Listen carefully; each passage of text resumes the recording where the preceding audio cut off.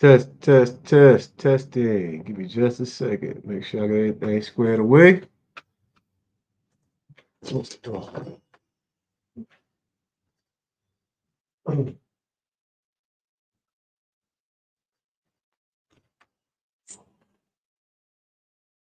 Let's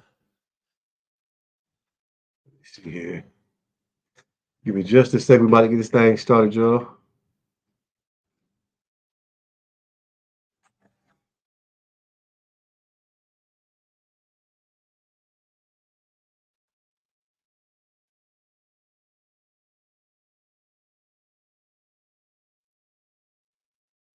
Let me see here.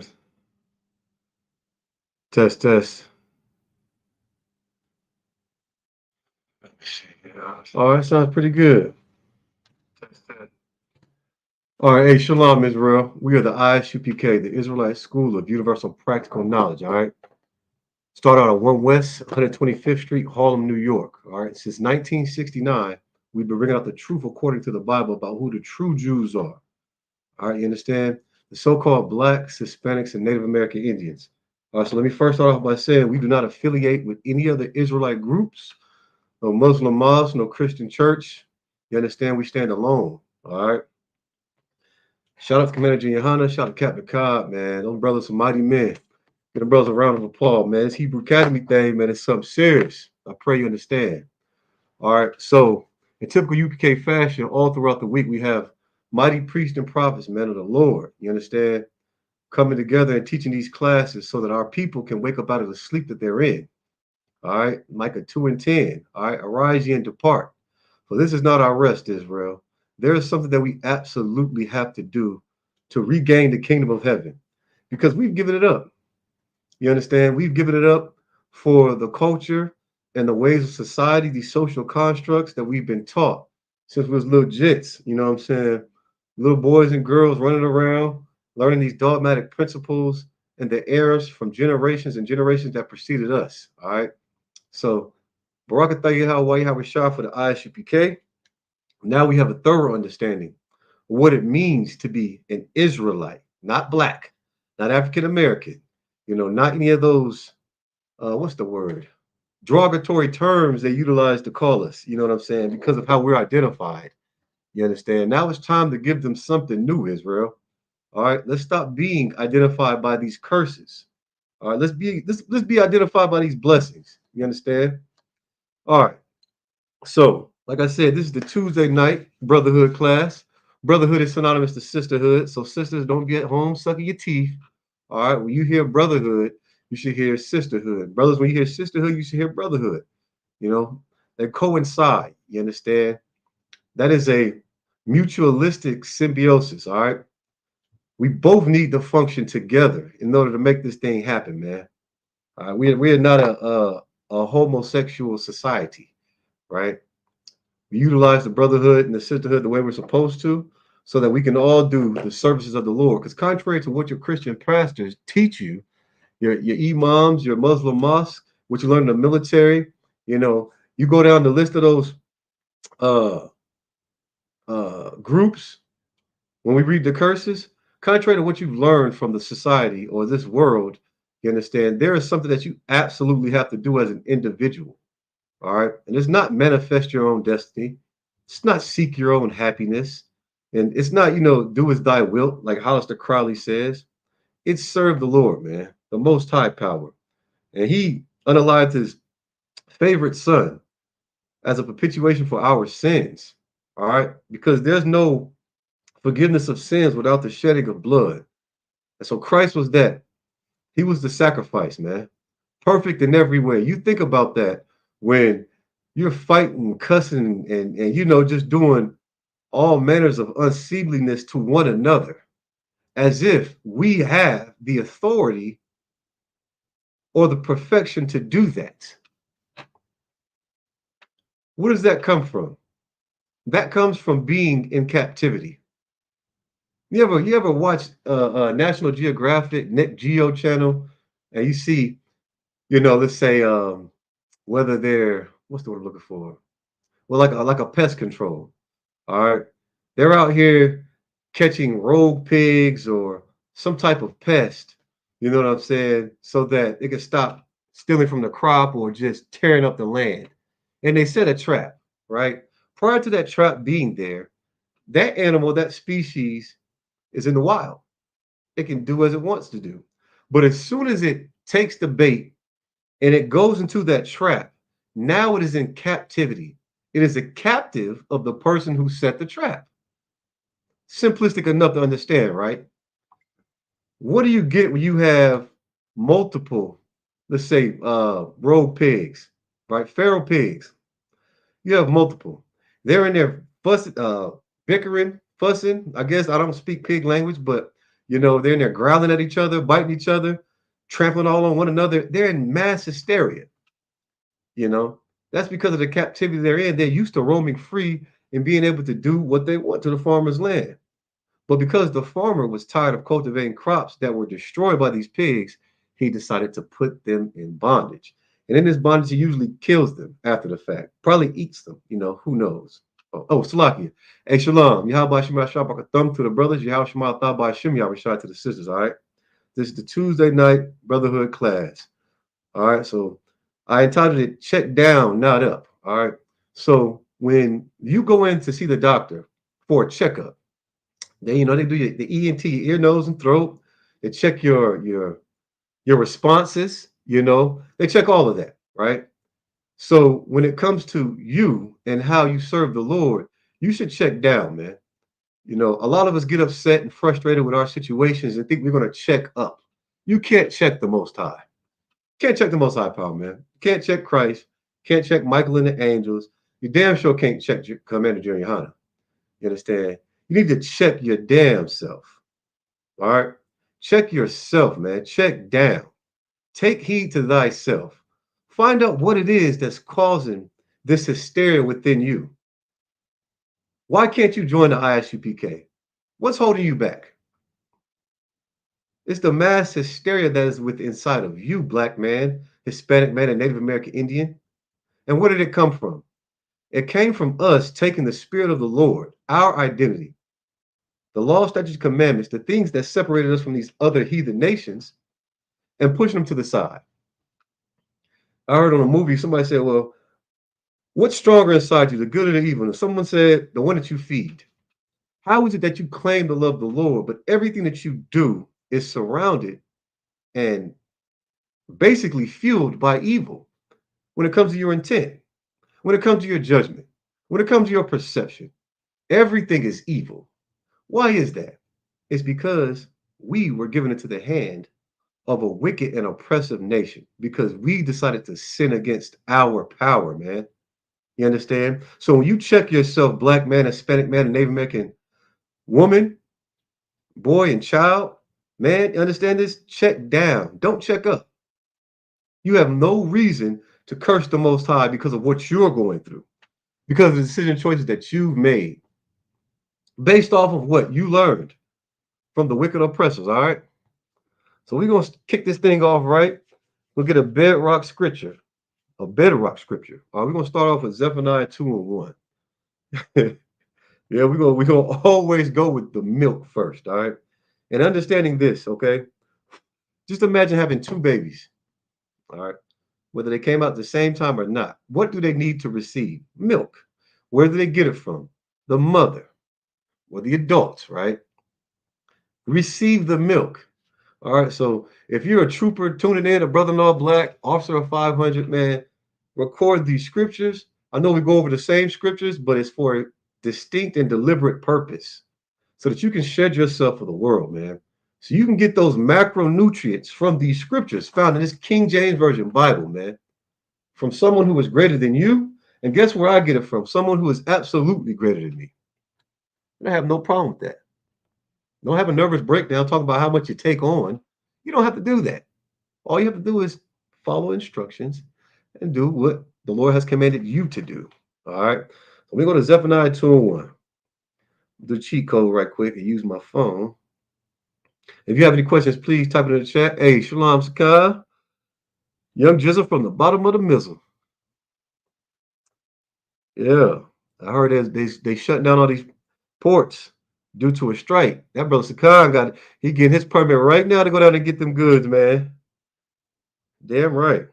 All right. What did I say? I said Zephaniah. We're gonna go 2 and 1. All right. Gather yourselves together. All right. Now this is a command. People want to say, "Well, I can't keep all the commandments." Well, that's clear and apparent because you like to say, like the Christian church, we all have sinned, and that was a ploy to soften up your pride so that you don't have to fall. You understand? The Bible says, "Let he without sin cast the first stone." Talking about the judgment that we wanted to put on each other because of our unhappiness, right? So right here, Zephaniah is saying, gather yourselves together. All right. Talking about the so-called blacks, Hispanics, and Native American Indians. How do you know that? We're gathered together now, but so separated in this captivity called America. All right. In this world, man. I got brothers and sisters all over the globe. When the Bible says gather yourselves together, he's talking about the so-called blacks, Hispanics, and Native American men, women, and children.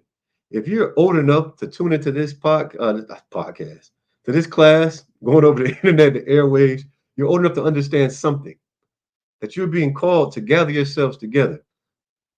All right, but just not in any spirit. All right, this isn't potluck. This isn't Christmas or Thanksgiving, one of those secular or worldly holidays. You understand? It's not a day of memorial, a little June bug, a birthday, nothing like that. You have to gather together in the spirit of the Lord, man. And what does that look like? That looks like you understanding the truth according to this Bible, right here. What is the truth according to this Bible? That you are nothing like these heathen nations, man. And how do you prove that? You prove that by accepting your identity. That's all you have to do. Accept that you're a so-called black, Hispanic, and Native American Indian. And you're accepting that, you find out what it is that the so-called blacks, Hispanics, Native American Indians do. We're the children of Israel, all right? So it says, gather yourselves together. Yea, gather together, O nation not desired. Now, who is that nation that's not desired? Well, if you look like me, you may not be desired. You understand? If you're the what? Last one hired and the first one fired because of what you look like, you know what I'm saying? Because of the spirit that's on you being a so-called black, Hispanic, and Native American Indian. If you know how to fry some damn chicken right, good. This is talking about you. If your father's a so-called black, Hispanic, and Native American Indian. Now I had to check myself on that because why? Seeking their love, we teach these other nations how to be just like us. But we can't teach them how to have the blood that's running through your veins or my veins. That can't be taught. That was given to us. You understand? That's our separation. But what makes us any different than them if we choose to lose our salt flavor, man, to be trodden upon like some damn gravel? That's the cheapest parking lot you can get. Just dump some gravel on top of some dirt. In the freaking rain is muddy. In the summertime it's dusty and dirty. All right. So we have to gather ourselves together. O nation is not desired. Well, if you're a so-called black, Hispanic, Native American Indian, why aren't you desired? You ever ask yourself, how can I look like this and they look like me and I'm still not desired? It's because the Lord chose us, man, the so-called blacks, Hispanics, and Native American Indians, to be a peculiar people over all the people that are upon the face of the earth. And whether you decide to acknowledge it or not, it's already been done. It's already been done. You might think you look like them. You might try to walk like them, talk like them, and sound like them. I don't know why you want to do that. Even try to act like them. But you're going to be held accountable for what it is that you do and don't do if you're a so-called black, Hispanic, and Native American Indian. All right, so let's take that back to the top. It's the book of Zephaniah, chapter 2, verse 1. Gather yourselves together. Yea, gather together, O nation not desired. The nation of Israel's. If you fall up under the 12 charts, the 12 tribes, understand this. You are a so-called black, Hispanic, Native American Indian, and you're a child, all right, of the most high power, man. Let's keep on going. All right. Verse 2. Before the decree bring forth, man. What is a decree? Somebody tell me what a decree is. I'm gonna get a definition for you. Y'all too near me to hear me. I should back up a little bit. Someone tell me what a decree is.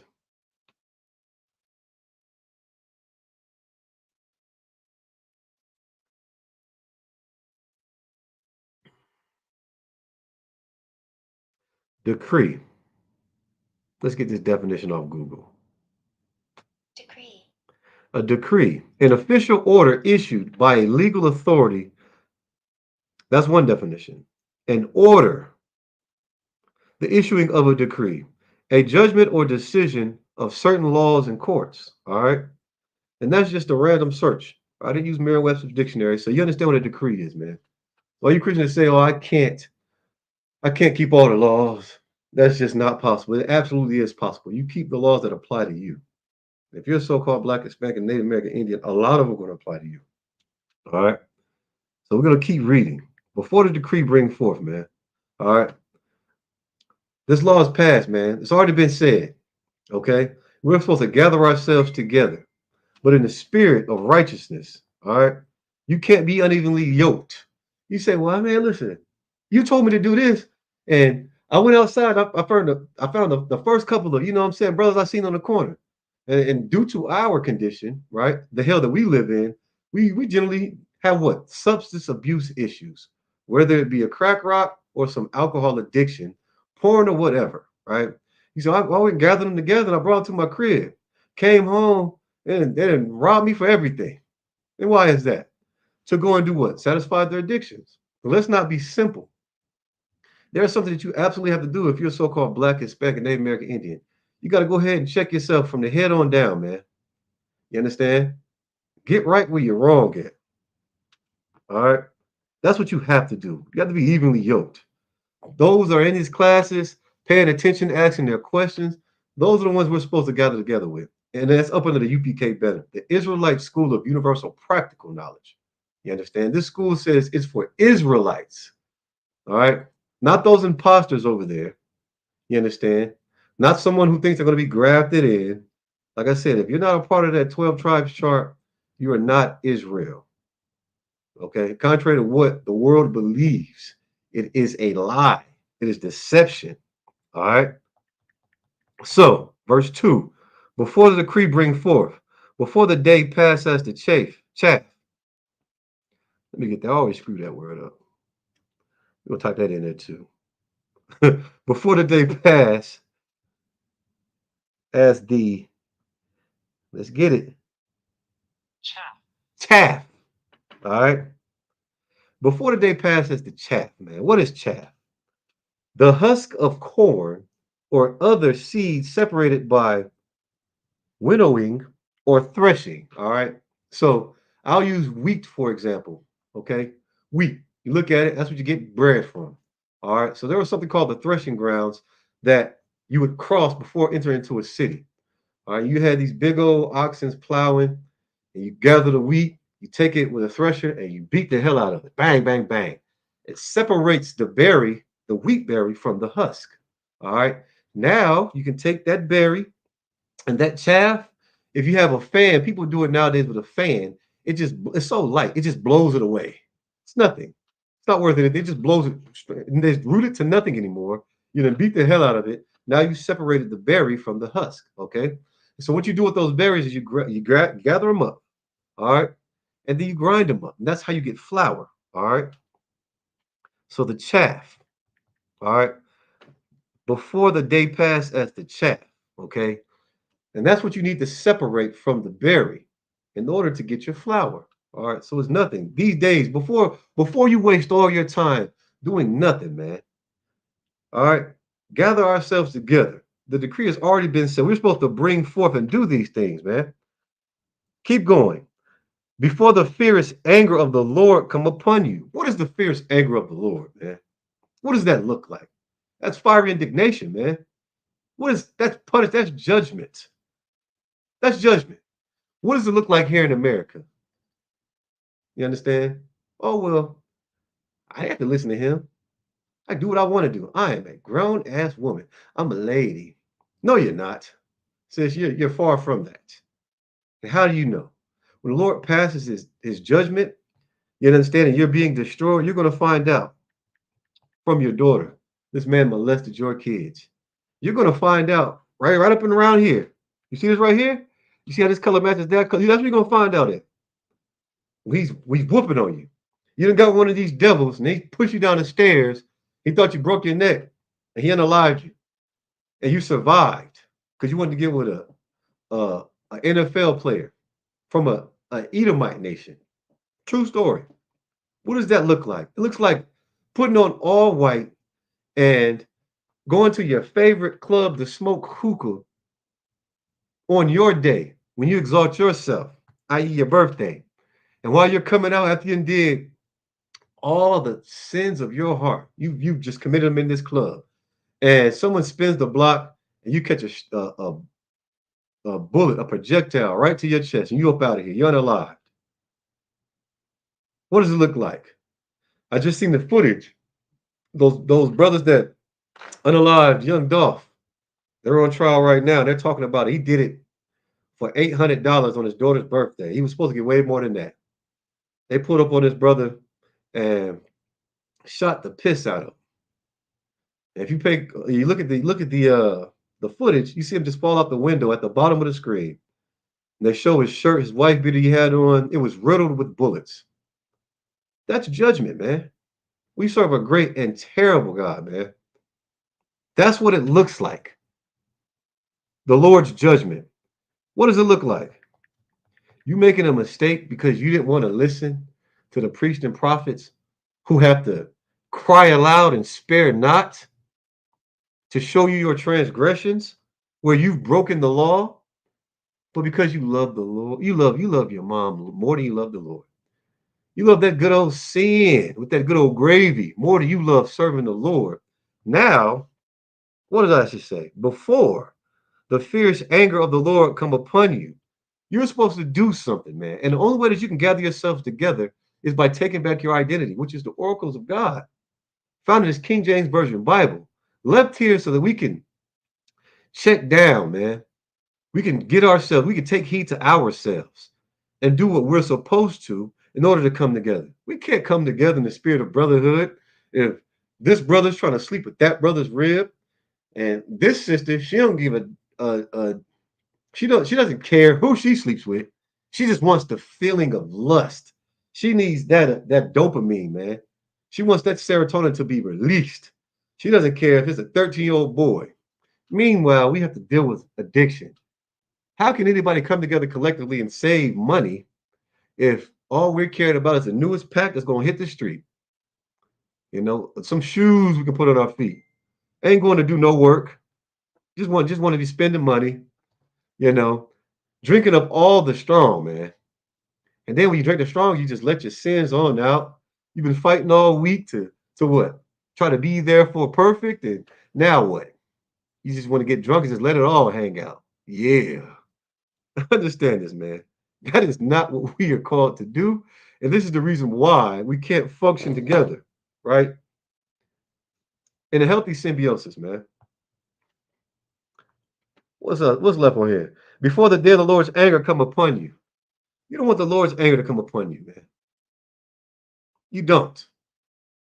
You don't. And you just think that, oh, well, I've heard people say, well, it is what it is at this point. Oh, it is what it is till you lay down in that bed and them damn bed bugs is having a field day on your back, your neck, and then you're so tired. You don't have enough courage to unalive yourself. And now what you said is starting to make more sense to you because you're being destroyed. Now you're seeing what it means to be destroyed, man. That fierce anger of the Lord. When you're hungry and you're eating and nothing satisfying your stomach, nothing satisfying your hunger, nothing satisfying your lust. You done slept with 1,700 sisters. You're still not satisfied. You done slept with 2,700 brothers. Still not satisfied. You done traveled from here to Timbuktu looking for the strongest weed. You're still not satisfied. And in doing so, you're just tearing yourself up. Your teeth falling out. Your skin's just, man, it's bumpy. You're just falling all apart, man. Every time you turn around, somebody's persecuting you to the fullest extent because you just don't get it. You don't understand. You don't think or believe that you should fear the Lord with trembling and serve him the way you're supposed to. So you serve yourself first. How would you feel? Come home. You know you ain't living right. Your wife supposedly loves you so much. Anything happens to one of her babies, she's putting you to the backside, the back burner. Worked a 4,500 hour shift. 4,500. And all you need is a morsel to eat. And she's giving it to the kids. And you just dropping unalive right there. You can be mad on the ground, just mad, mad, mad. Mad, mad, mad. Why? Because she chose to serve someone else before she served you first. Well, if you played the harlot against the Most High, how do you think he feels? He can unalive you right now. He can put you through trial and tribulation. You understand? He can turn up the fire in the furnace. Man, he can do what the hell he wants to do with you. And you little old you with no power whatsoever, can't keep your phone on, think that you're just going to live a life of shame, greed, and lust, and nothing's going to happen to you. Well, you better listen to what Zephaniah said. And do these things before the day of the Lord's anger come upon you. Verse 3.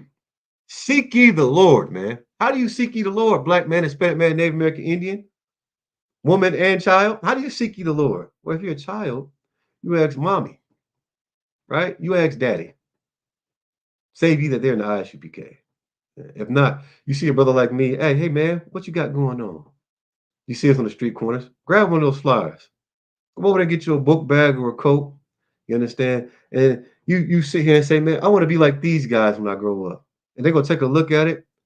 When you're on your little iPod, your little tablet, you understand? What does it look like if you're a young man or a young sister? It looks like you wrap it up your head.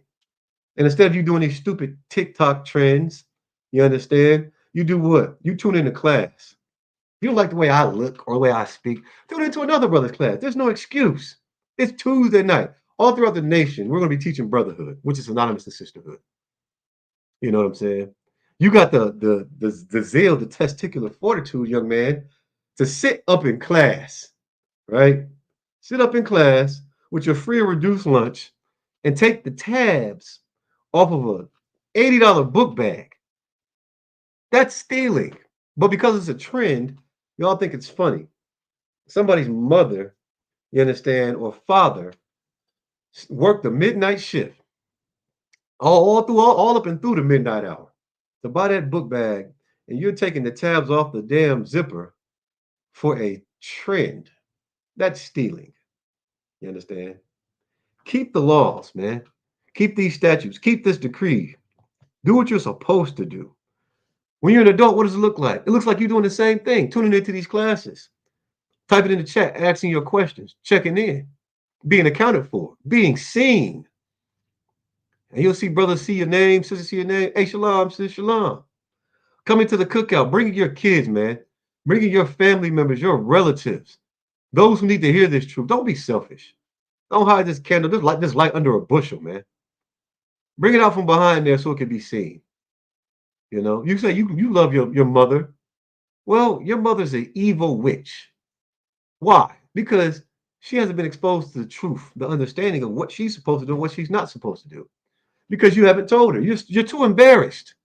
But I'm gonna help you out. Don't be ashamed to save your brother or your sister's life. You understand? That's brotherhood. You falling first and shedding yourself for the world, getting in your all black, covering up your head. Sisters covering up that front butt, dressing modestly. You know what I'm saying? Not giving way to lasciviousness. That's how we take on our nationality. That's the spirit we're supposed to gather in and come together. You understand? Let me keep reading. Seek ye the Lord. That's how you seek the Lord, man. Through the mighty priests and prophets. If it was a time before Christ, you went to Levitical priesthood. You learned. You kept these laws. If not, they was coming for you. And when Christ came on the scene, He was the epitome of brotherhood. You understand? You went to him with the 12 disciples. You learned what it was you're supposed to do. You asked your question. You ain't got healed, man. Now, in the ISU Buchanan Commander Junior Hunter, you see us in the corner. Man, come and ask your question. Come get you a flyer. Come do what you're supposed to do, man. Come do what thus saith the Lord. Find out who the hell you are. We're supposed to gather together, black man, Hispanic man, Native American Indian. You don't know how to do that. Here's a start. You know that brother you see? He comes home, he got a pack of Modelo's under his arm. He's all dusty. Instead of pointing and laughing, hey, say, hey, Shalom, bro, how you doing, man? How you doing, brother? Mi hermano. How you doing? And why'd you trying to look and smile and say, hey, how you doing? Hey, you know what I'm saying? Probably share a beer with you. You understand? When you getting off work, don't be mad because you're tired. Suck it up, man. Speak to your brother. Hey, what's up, bro? What it is? How you doing? Hey, sis, how you doing? It's as simple as a greeting, man. We're so just, look at that dirty ass, look at that dirty ass nigga over there. Look at her damn, not need self. So quick to throw a diss out there. And for what reason? It's not bringing us together, it's separating us. You understand? So let me keep on reading. We're in the book of Zephaniah, chapter 2, we're down to verse 3. All ye meek of the earth, man. What does it mean to be meek? Somebody tell me, what does it mean to be meek, man? All the meek of the earth. Is there any meek of the earth? Hmm? Let's see. Meek. I ain't talking about meek meals. Meek, quiet, gentle, easily opposed, on, submissive. You understand? Why would you want to be quiet? Well, if you don't know an answer, in order to receive it, you have to be quiet and listen. If you want to know what to do when it comes to keeping the dietary laws, you have to hearken diligently. You got to quiet those emotions to say, pork, pork, pork, pork, pork. I want pork. You remember that old honeycomb? Me want honeycomb. Well, me want a pork chop. You have to quiet that demon in your head and hearken diligently unto the voice of the Lord. What else do you have to do? It says, easily imposed on and submissive. When it comes to this truth, man, be submissive. Don't be prideful. Don't be like the old man saying, well, I came too long now. You can't teach an old dog new tricks. Well, I'm ecstatic to know that you're a dog in the spirit you're in right now.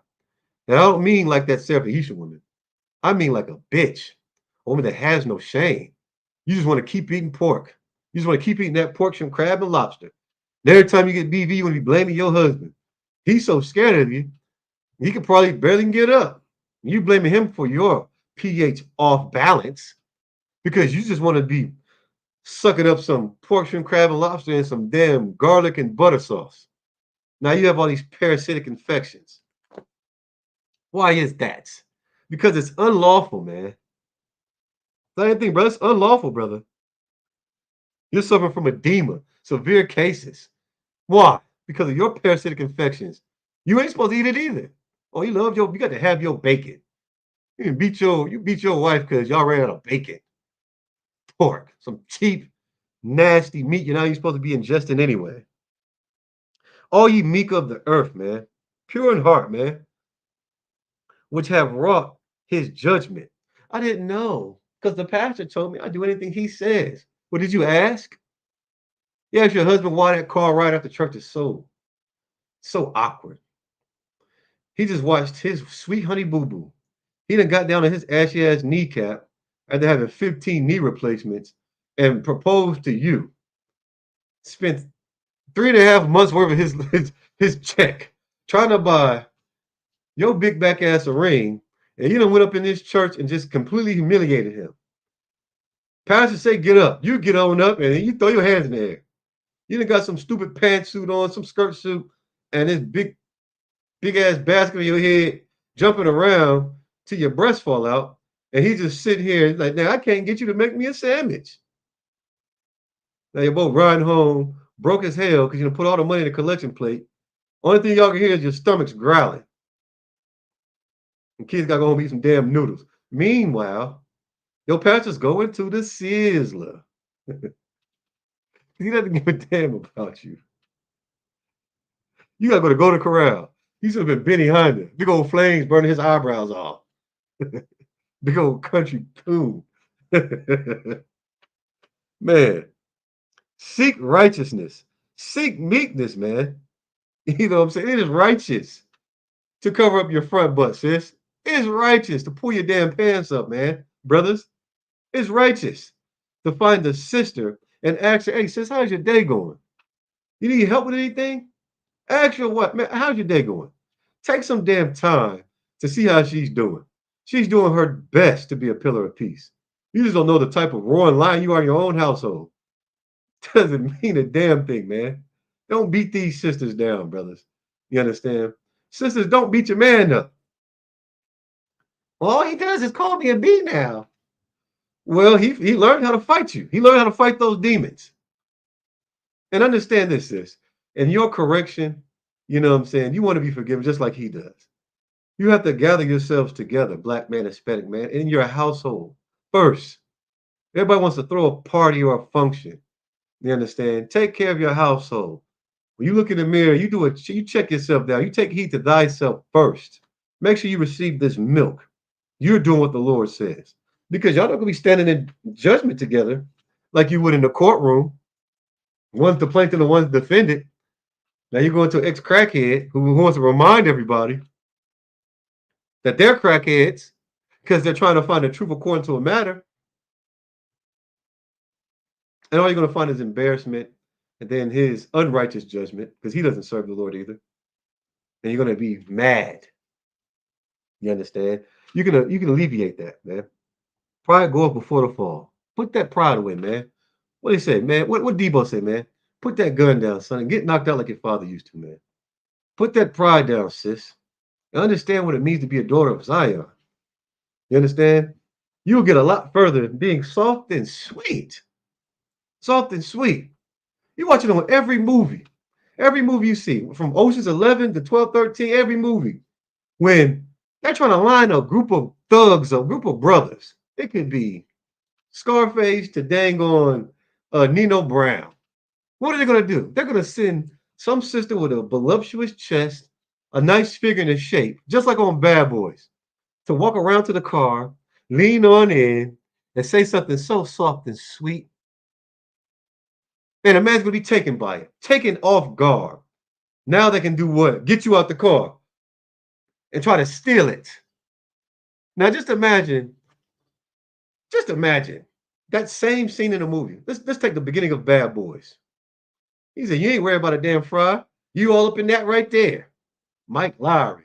She all leaning over. He just hearts popping out of his eyes because she was soft, delicate, and sweet. That sister right there was wanted sexually, but still she was wanted. Just imagine you coming up to the edge of a car with a damn bonnet on, trying to tell some man what the hell to do. He's not going to be taken by surprise by the opposition. He's going to see it coming from a mile away. I'm like, where does this big bonnet wearing big back come from? Big back, big back. Where'd she come from? Ain't nothing about to happen. You probably shoot that sister. Get the hell away from here. Understand that. Ain't no loudmouth sister sitting on the king's lap and taking his crown off. Understand that, sis. You have to be sexual and seductive when it comes to your man. You want him to do something. Not loud and ratchet. Damn, Angles ain't seen no lotion since you was fronting in Bed Bath & Beyond. Bath and Body Works. I ain't seen no lotion since you went to the pool. I ain't seen no lotion since you was a child. Your mother used to get you all greasy before going to school. You used to wear them little white socks with the bow on the back. How you gonna get your way? Acting like a demon. How? It doesn't even make sense. You gotta shed yourself of that ignorance, man. Brothers, don't get mad at you choosing this. You go out and we're so ignorant, so stupid sometimes. You know what I'm saying? Don't be a nigga, be a nigga. You understand? You go to the club, it's dark as hell in there. You know what I'm saying? You so lit, you're so drunk, you know what I'm saying? Because you've been effeminized by the culture, right? You just think you're a man because you're not in the church doing what, you know what I'm saying, them tambourine players is doing. You think you're a manly man, but you love your mommy. You know what I'm saying? You secretly want some tut tut. And you get with these sisters in the club and you think what? Every day is gonna be Easter Sunday because you got your best on and she has her best. Oh no. She spent her baby's last little bit of food stamps to get that outfit. Oh yeah, she been keeping that wig alive, man.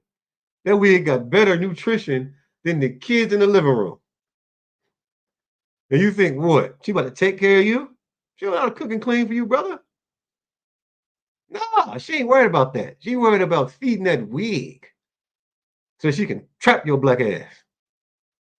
This is our people. This is what we do. You understand? What happened to respecting one another? We don't know how to do that because these other nations don't respect us. But thanks to Commander Jahan, Barakatah why you have a shot. I learned how to be a brother. You understand? My sisters are learning how to be sisters. Man, sister, man, shout out to all my sisters, man. You understand? Shout out to these sisters in Southern Ohio. You understand? Dayton, Cincinnati, Columbus, all the sisters in Dayton, all my sisters in Dayton, all my sisters in Columbus, all my sisters in Cincinnati, man.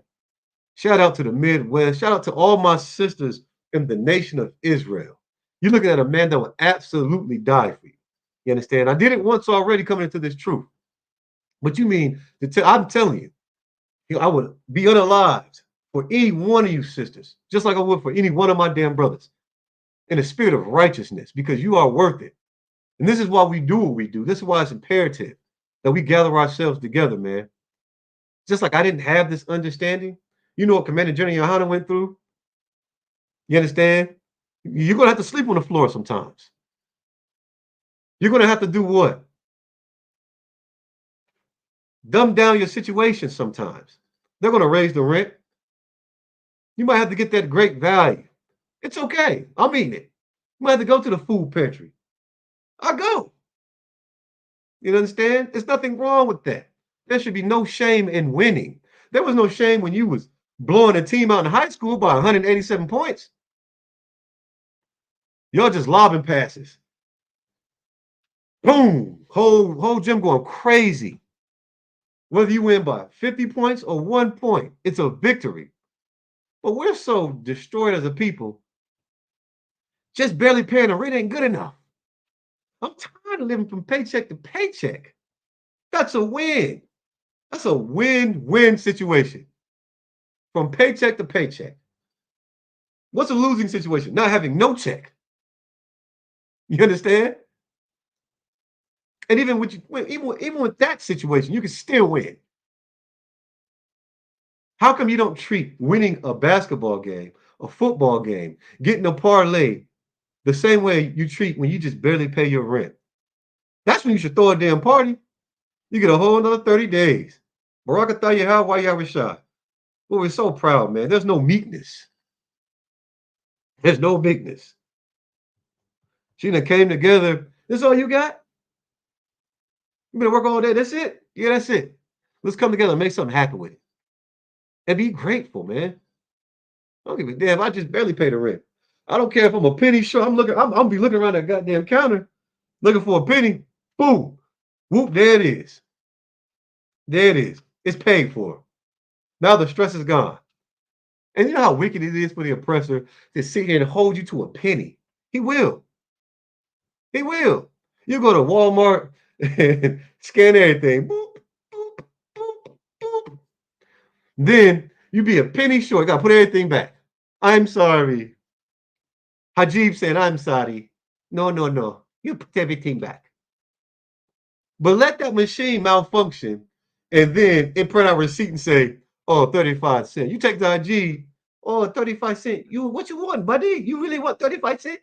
I got to go to checkout. I got to go customer service for 30. You're damn right. Take your ass over there.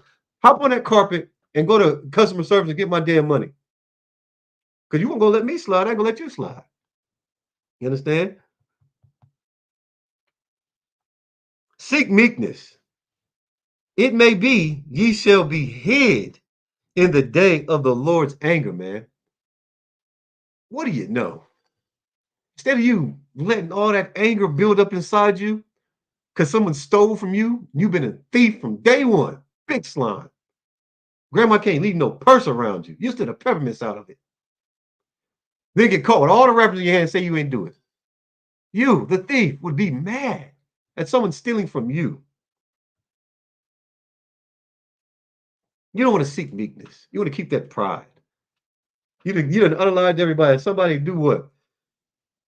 Get in a car accident. Unalive your mama. Now you want to kill a whole courtroom. Seek meekness, man. You want to be forgiven for your sins? No, you don't.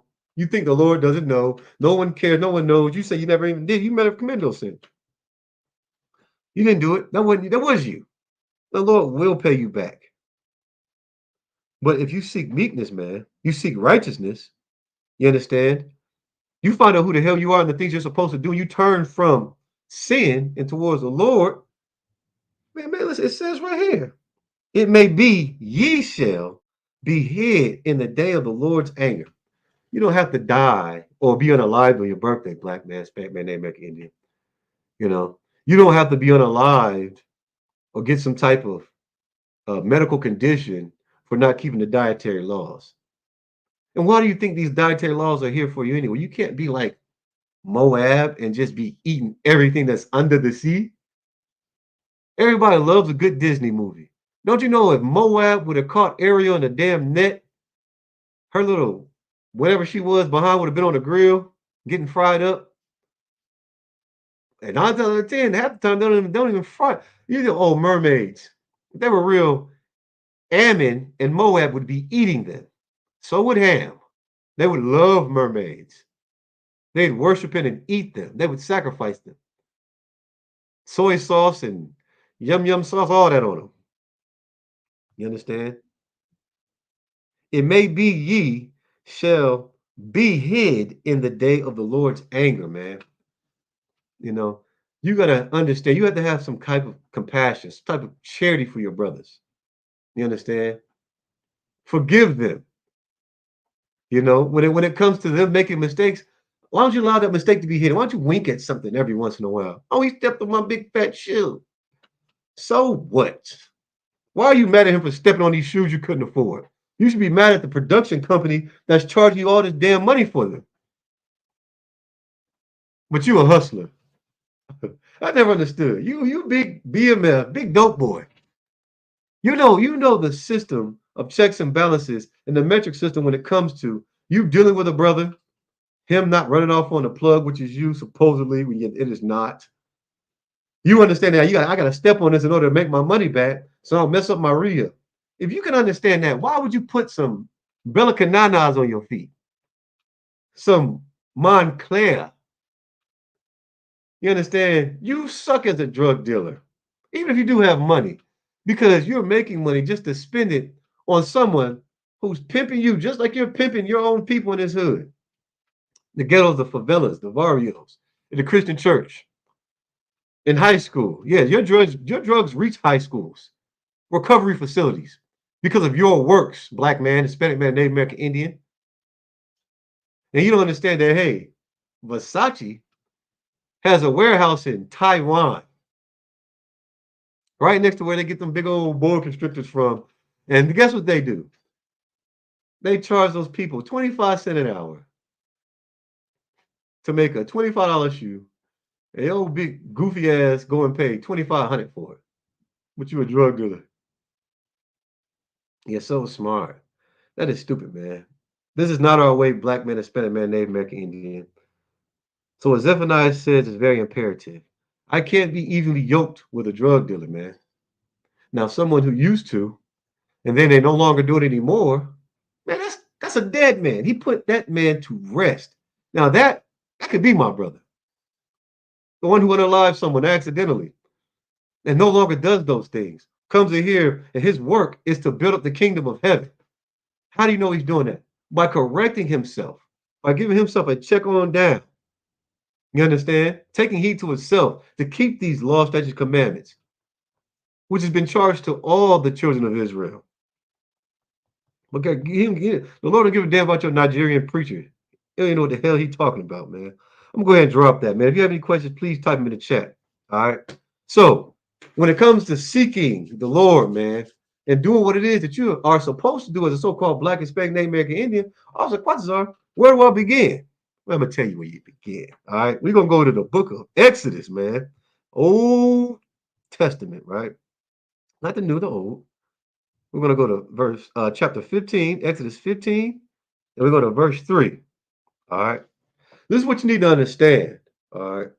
Because if I had an image of Christ, the one that the world portrays in the 7.2 billion Bibles that are published, right? The millions of languages, the thousands of dialects, the different separations, right? It doesn't matter how many Bibles are out there, all right? It's not the King James Version Bible, it's not an accurate depiction. And even with the King James Version Bible, why are we still deceived, Black man, Hispanic man, and Native American Indian? Why is it? I'll tell you why. Because the image of God was changed, man.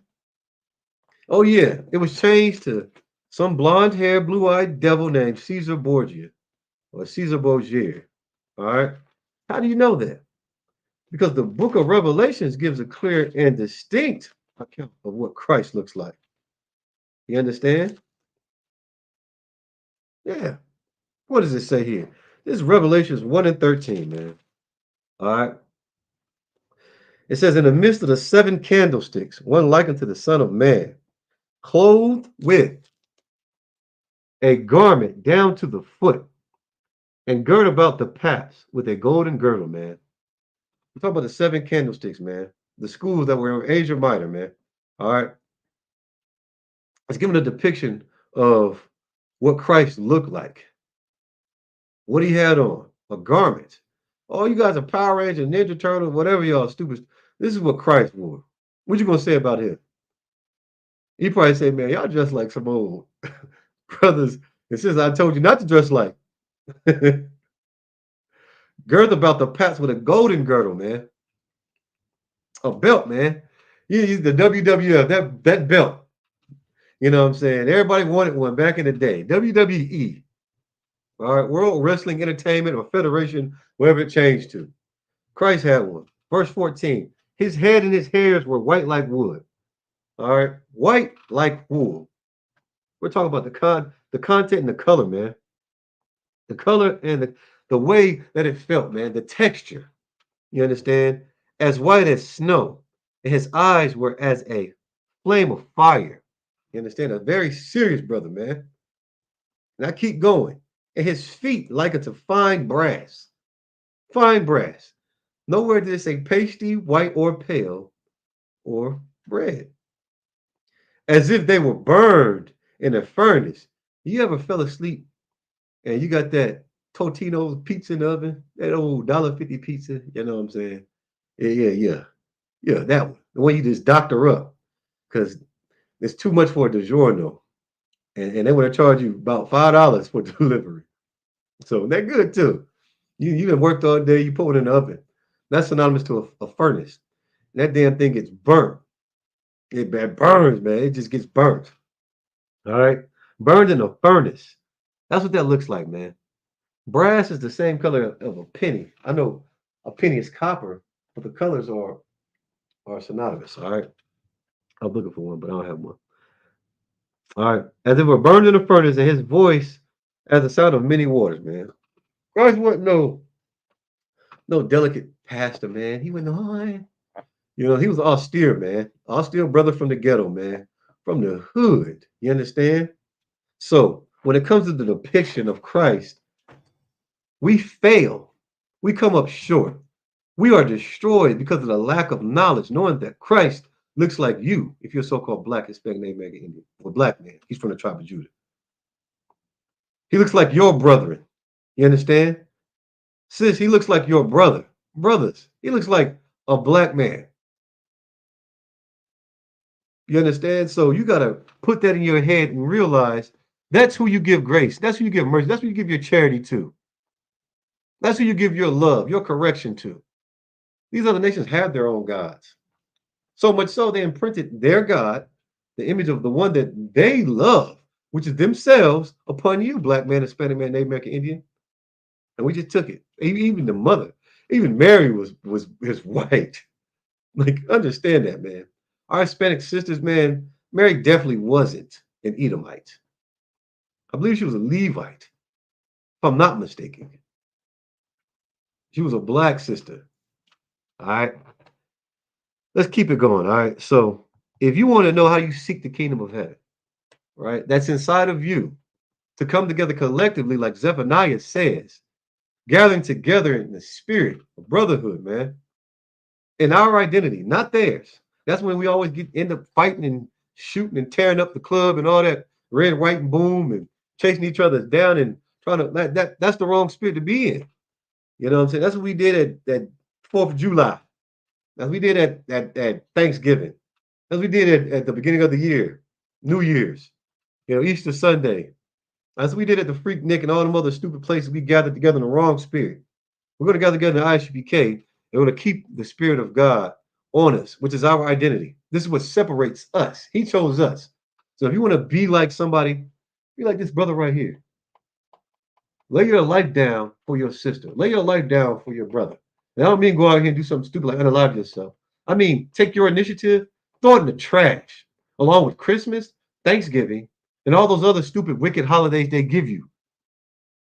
Understand that, man. That's how you seek the Lord. That's how you seek the kingdom of heaven. You have to seek yourself because the kingdom of heaven is within you. You haven't been building it up, you've just been tearing it down. But before you get back down to that last little piece of gravel, your brother Quatazar is going to give you a brick. You understand? You can use this brick like Craig did in Friday to knock out the oppressor. You understand this truth? You can set that brick down and you can build another brick. And I'm going to teach you how to get them. We're going to go to Exodus 15 and 3. All right. And it reads, the Lord, you understand? This is in Exodus. The Lord is a man of war. Contrary to what your pastor says, oh, he's just loving. He's all for me. And he touched me. No, he didn't. Man, stop lying on my king, man. Stop trying to homosexualize my king, man. You understand? Our king, Israel. The only man fit to rule over us in the kingdom of heaven.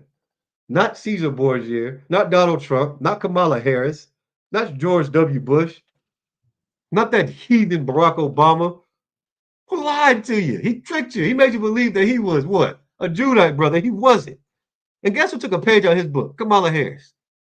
Now she got hot sauce in her purse. Girl, that don't make you black. That make you pressed. You understand? Took a page out of the book, and then what's going to happen? You're going to believe it. You're going to be lied to again, and then destroyed because of the lack of knowledge. Well, Officer Quatazar, thanks to Commander Gianni, is going to give you a brick, man. And I want you to use this brick to build the kingdom of heaven. This is how you seek the Lord, man. By going to war. It behooves you to be like your power. You know what power you've been like? You've been like Caesar Borgia. This is why you're homosexuals, a part of the alternative lifestyle. That's Greek tradition and culture. That's Roman. That romance wasn't with a woman, it was for a young boy. That's where the term virgin came from when it comes to a man. Men can't be virgins with women. And that's a woman who what comes with her flower. She's a marriageable age. I had to say it that way because, oh, well, she was 7 when she had her period. Things happen, but she's still not ready for marriage, man. And this is the identity the Lord gave us so that we won't be nasty like they are. That boy is a virgin. Bring him to me because he's never known a man yet. That's not our tradition. It's not our culture. This is the reason why we have this pollution in our minds. We learned it first. Then we did what? We put our hands to that plow and we tilled the ground until now we can't watch a TV show without it showing the depiction of the leadership that we chose, which is Caesar Borgia. Choose the leadership of Commander General Yohana, man. He chose the leadership of Christ. And that's what we have to do, the so-called blacks, Hispanics, and Native American Indians. We have to go to war with those demons in our head that tell us to get down and out, man. Go and get down with your bad self. Ain't nothing happening for you anyway. Your head big as hell. You got that hook in the back. Niggas used to lick their hand and smack the hell out of the damn crease in the back of your head. If you had that crease, you had a pack of hot dogs. Yeah, they've been making fun of you your whole life, man. They ain't never gonna change. They ain't never gonna get better for you, man. Forget hope. Dreams are for suckers. Is what the demon tells you. And why do you listen? Because it's your voice. You're familiar with it. It's pleasing to you. And then you get sadder. You get hunched all over. You become the hunchback of Columbus, Ohio. You walk in and somebody asks you for something. Here, just take it all. Yeah, we want to smoke me. I'll smoke with you. Now you have something to live for. Now, because you smoked, you become an addict. And now that demon's building you up. You see, that weed was your baby mama. That weed was your daddy. That weed was it becomes your God. And now you're serving it, watching some spin-off Israelite group. Next thing you know, you're all purple. That's a nightmare. I'm gonna perform a miracle for you. You understand? This is what you need to do. You need to go to war. Tell that demon to shut the heck up. You go to war. You understand? You resist those feelings. How do you resist a feeling, man, that's so strong? Well, you turn your mind to something else. Just like you turn the channel. It's like you tune somebody out when you don't want to listen to them. You do the same thing. You come into class, you ask your questions. How do you have a personal relationship with God? Is what the pastor, you guys ask your pastor. Number one question in Christianity. You understand it? This is what you do. You pick up your damn sword and you go to war spiritually with who you are right now and who the hell you're supposed to be. And that's a so-called Black, Hispanic, and Native American Indian. And you fight to take back your identity so that you're not like some stinking heathen, some nasty Hamite. You understand? Who's not only just eating a lobster, you're eating the shell. Some stupid Moabite who had to have calamari every 5 seconds, a sushi on every Sunday. Some pedophile, some Elamite who's a pedophile and tell you get a free bag of grippos if you come sit on my lap, little girl. You go to war to shed yourself of this wickedness that is here in America. Let me read that again, man. The Lord is a man of war. The Lord is his name, man. Yahweh in the Hebrew. You understand? Not all those other stupid names you want to call him. You go to war. You go to war with your porn addiction. How? How? Put that baby oil down. Don't be a ditty. Don't allow your sins to overtake you to where that it consumes you. You have to be destroyed. Don't rise just to fall, man. You see that baby oil, you say, no, I'm gonna use some lotion today for your elbows. Not to, you know what I'm saying, not to watch porn. Stop watching it so much, so often. You watch what, 185 videos in about 2 hours. How about you don't watch any? How about that? You say it's hard? Get you a game system. Get you a PS5. Play some Sonic. Play some Mortal Kombat, man. Get your mind off the booty for once. You understand? Go get you some fried chicken. You know how good chicken tastes? You want to be sitting here just jerking yourself dry, laying on your back? Get up, man. Do some jumping jacks. Do some push-ups. You understand? That's how you fight those demons. Stop listening to them when they're telling you, man, go ahead, man. It's just a little bit of pepperoni. Think the Lord's going to kill me or unalive me for some pepperoni? Yes. And this is how Satan jams you up. He makes you feel like it's such a small sin. You go from eating pepperoni to eating it every day because you have to have your Papa John's. Now you're going to Donato's and getting a Big Don, and there's more pepperoni. Now your sodium's through the roof. You got high blood pressure, you got hypertension. Next thing you know, here comes your heart attack. It's because you didn't take heed to thyself and do what thus saith the Lord. You didn't want to go to war. You wanted to fight your brother, though. What sense did that make? Drop that. All right. We're going to go to the book of Baruch. It's going to be in the Apocrypha. You understand? If you have any questions, please type it in the chat. This is the book of Baruch, man. We're going to go to chapter 4, verse 1. If you have any questions, like I said, type them in the chat. What I say? 4 and 1? All right. This is still Brotherhood. You say, man, this brother, you doing a lot of talking. Yeah. I got to make it make sense to you. You read the Bible, you think about, oh, man, it's back in the day. They had Jesus sandals on, this, that, and the third, blah, blah, blah. Man, you talk about a society that had a lot of technology. You understand? So much so, this is how we're able to clean ourselves up today. That knowledge that they had back then. And the reason why we failed, you understand, and we're scattered is because what? We didn't utilize the technology. The technological advances that gives you, guess what, black man, Hispanic man, Native American Indian? Excuse me. Those technological advances that give you what? Give you that house on the hill. You understand? It gives you that preferential treatment above the authority of the oppressor. When you utilize it, that's what it gives you. It gives you the ability to do what? Be smarter than your oppressor. You'll never be smarter than your oppressor acting like him and being oppressive to your own people. I'm going to be working in his favor. You're going to be in his hand. Get the hell up out of his hand. And you do that by being a man of war, being a woman of war, by fighting your demons, man. Get rid of that cognitive dissonance, man. Who cares what they think? Because if you do what they want you to do and you climb up those stupid crates and you fall and you break your ass, you're going to be in the emergency room with a broken coccyx. And it's going to hurt. And guess what else? That humiliation you would have gotten by saying no, you're receiving now doubly because everybody recorded you falling on your big black behind. How stupid is that?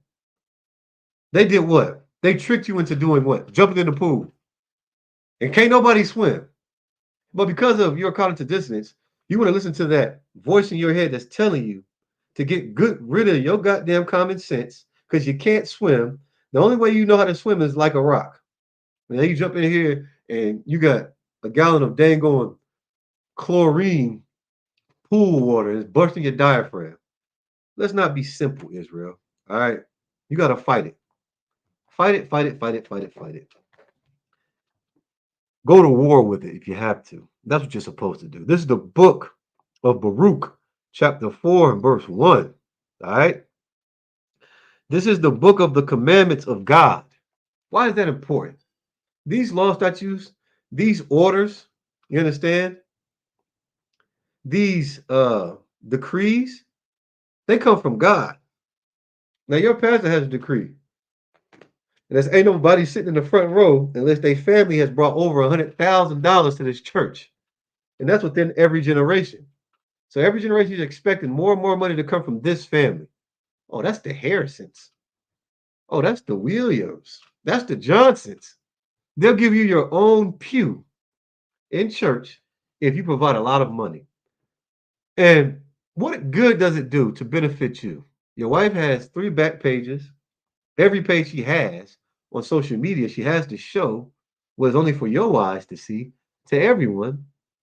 And guess what you have to do? You have to be old nasty, stinking drug dealer. You have to be someone who will unalive his brother for a bag. And they ain't even no bag, couple dollars. You got to have a hustle just to put money back into this economy that's not helping you grow yours or your families. And then what do? You go into the Christian church and he tells you it's all right. He tries to lessen the debt that you owe the Most High through Christ, of course, because he was a propitiation for our sins. And you do just that. And in doing so, you teach the younger generations how to be weak, how to be feeble, how not to be men of war. You understand? This is the book of Baruch, chapter 4, verse 1. This is the book of the commandments of God, not Buddha, not Islam. You understand? Not the Roman Catholic Church, not what do you call them? Jehovah's Return. You know what I'm saying? Not Christmas, not your birthday, not First Friday, not the post office, not the American government. This is the book of the commandments of God.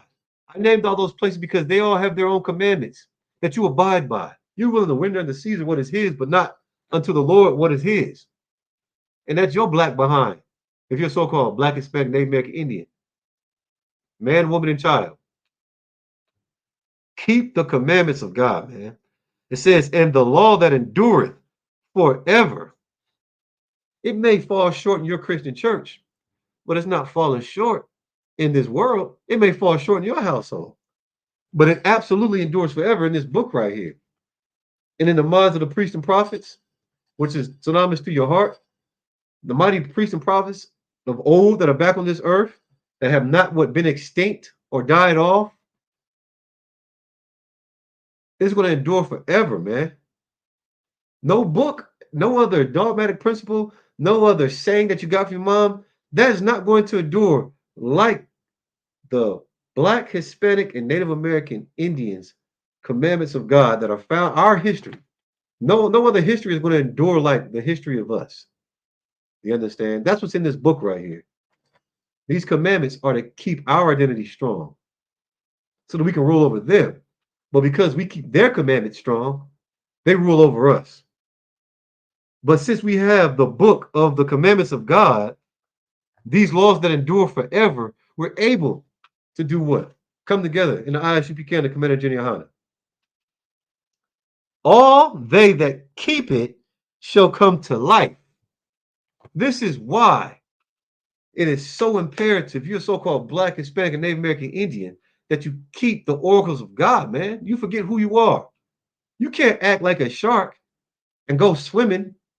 You've seen people try to swim across the ocean, skin falling right off of them. According to your anatomy and physiology, it doesn't even work that way. Hell, you can't run a triathlon and think you're going to drink all this water. Why is that? Because you're going to do what? Dilute the electrolytes in your blood. Take all the sodium out. Now you're having an issue that can be detrimental. It's called water intoxication. Water intoxication will unalive you. You understand? Or water poisoning. Because you're not meant to drink that much water and it won't be absorbed. You don't have gills. So when it comes to us doing what we're supposed to do, it's keeping these laws, statutes, and commandments. It says, all they that keep it shall come to life. So if you keep the laws, statutes, and commandments, you come to life. What are you living right now? In sin. It's as sure. Your death is to befall you, Israel. You think you're good because you got your license? You're living in sin.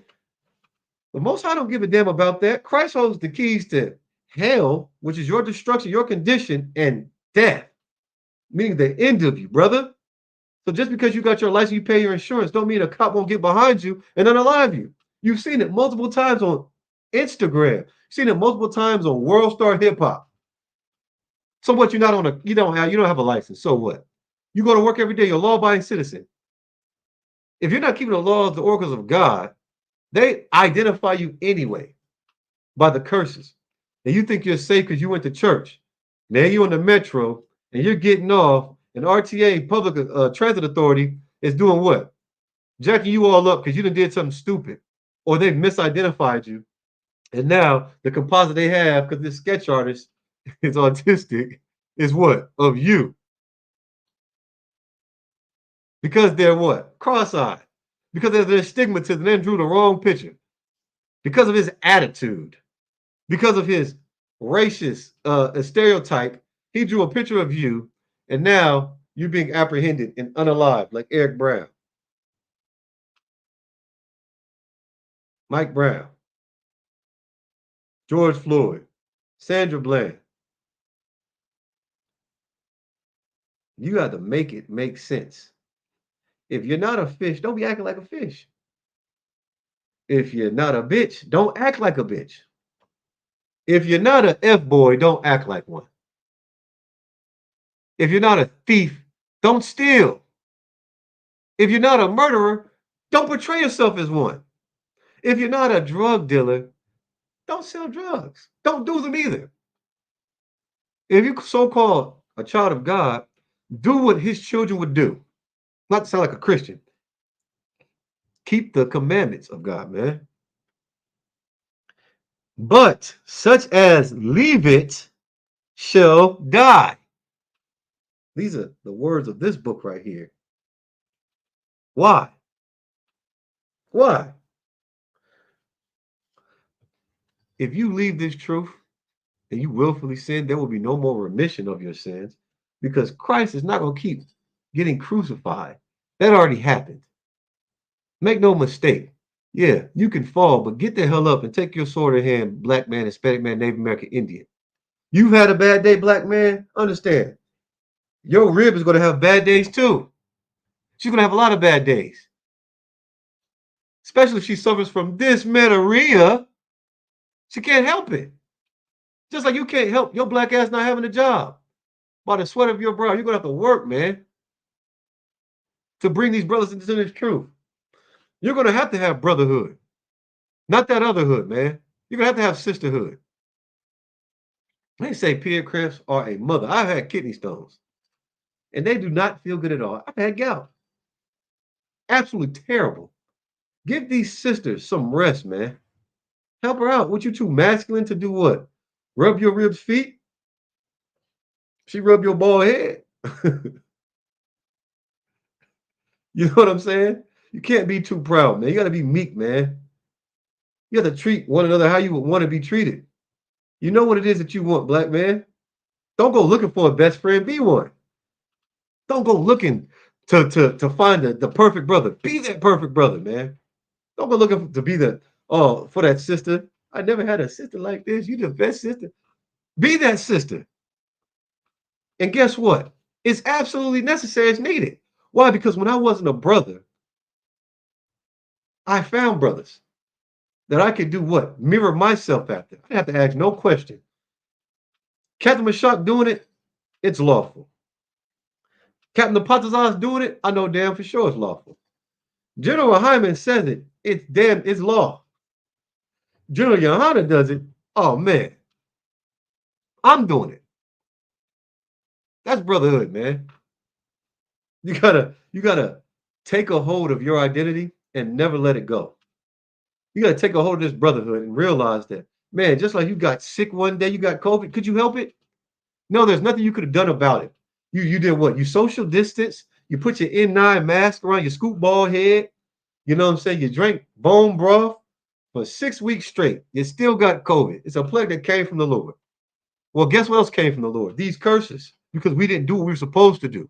So now when you cleaning yourself up, understand everybody's not going to have the same type of mercy that was allotted to you. They're not going to have the same standard of living. So knowing that, be a brother. I don't give a damn if you ain't got a pot to piss in or a window to throw it out of. I've been homeless before. You understand? I've had to sleep in my car before. Didn't change the content of my brotherhood. It shouldn't change yours. If you get raised up just because you have all the money in the world, doesn't mean that you should be what? Proud, a proud bastard. Christ came through the seed of his father just like you did, and just like I did. He came through poverty. He came through the ghettos and the hoods. You understand? So who cares about your big house in the hills? That should not stop you from understanding that, damn, man, I was a wicked bastard once. We all were. The only person that was perfect was Christ. That's who I need to be like. Stop trying to recreate the wheel, black man. You can have your own flavor. Don't get it wrong. You understand? You might have a vernacular that's different than this, brothers. You might speak with a different dialect or tone. That's clearly something that's a part of you.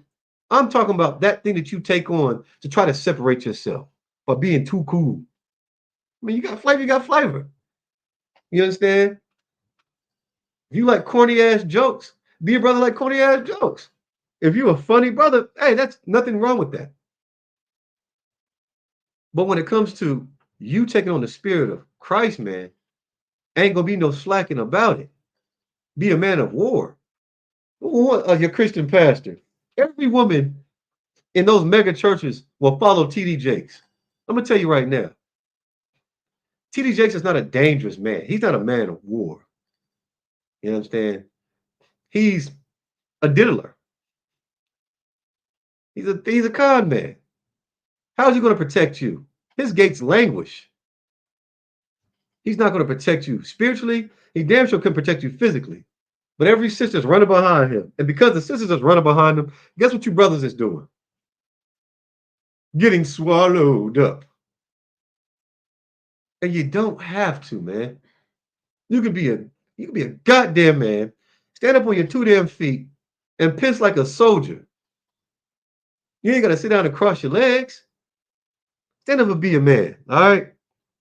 Verse 2. Turn thee, so-called blacks, Hispanics, Native American Indians, O Jacob, the 12 tribes, and take hold of it.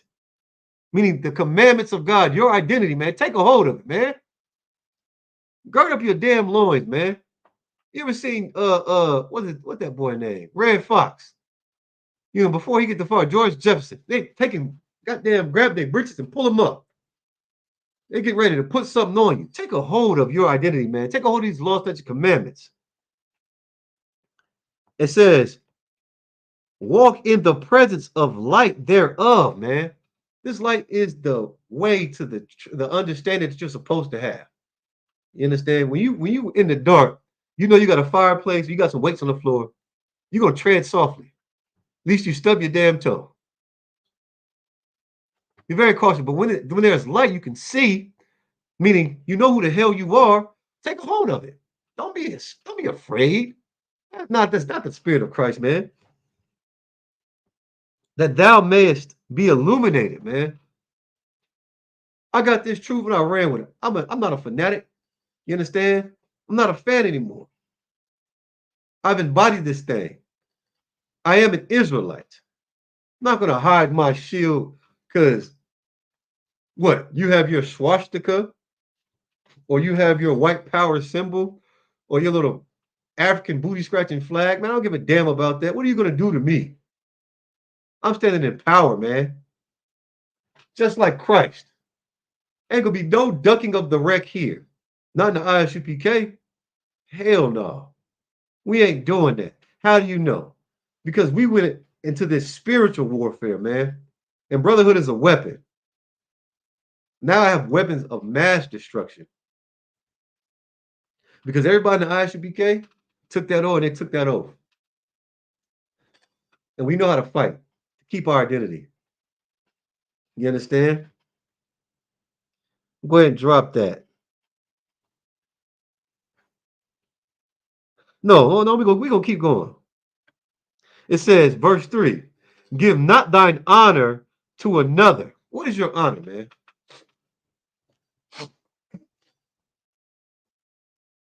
What is your honor? Black man, Hispanic man, Native American Indian. What the hell is your honor?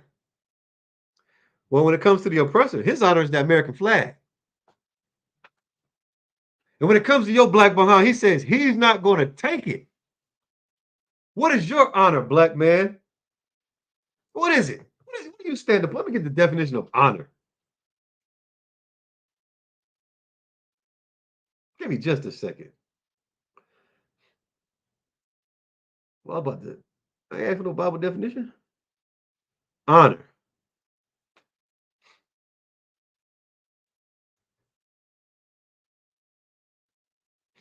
High respect, greatest esteem, adherence to what is right or to conventional standard of conduct. Man, regard with great respect, fulfill an obligation, or keep agreement. What is your honor, black man? If it's not these laws, statutes, commandments, you don't have any damn honor. You don't have an identity. But Esau does. So let me read this from the top. This is the book of the Baruch, chapter 4, verse 3. Give not thine honor to another. You understand? Talking about these heathen nations, man. Nor the things that are profitable unto thee to a strange nation. What is profitable to you, black man, Hispanic man, Native American Indian? You don't allow your sons or your daughters to go and make marriages with these heathen nations.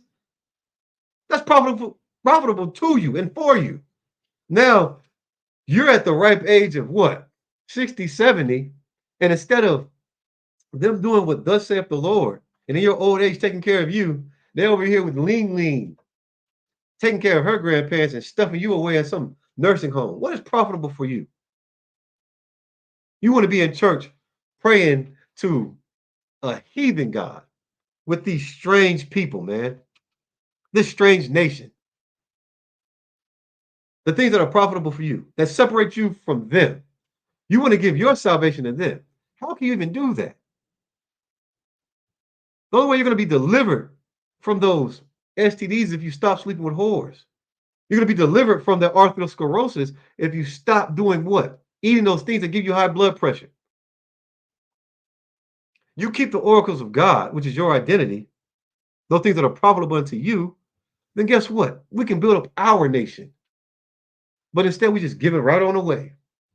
Because you look next to this bastard right here, and because he owns the nail salon, your wife gets her nails done at, you call him your brother. Not knowing the chemicals that are in that acrylic are the reason why you keep failing at certain things. That the acrylic in the nail polish, the nail stuff, whatever the case you may call it, is the reason why you're having such issues with your physiology. And the Lord can take that away simply. But you just want to love the oppressor. You understand? We got to stop being so simple, man. All right. This is the book of Baruch, chapter 4, verse 28. For as it was your mind to go astray from God. How did your mind go astray from God? It's not because you turned the TV on. It's not because, oh, you didn't attend class. It's because you did what? You didn't keep the oracles of God, your inheritance. Being a so-called Black, Hispanic, Native American Indian, you decided you wanted to be what? Like one of those stupid gangsters, mob bosses, who were really good at unaliving people in Chicago. Now you've taken on that, the nature of that, and they were doing it for a purpose. You're doing it just because they taught you how to hate your brother. You went astray. You decided to do what? Have multiple husbands. Now you got 17 baby daddies. That's just your baby daddy. Who that just your baby daddy? Who that just T-Bird, that's just her baby daddy. Why is that? Because the oppressor. That's not who you are, sis. And guess what? You can get your reproach taken away by doing what? Getting with a man of understanding, man, and getting up under his foot. Obeying his orders that he gets from the Most High, on down from Commander General Hunter, on down to his camp leader. And by you doing that, your reproach is taken away, man.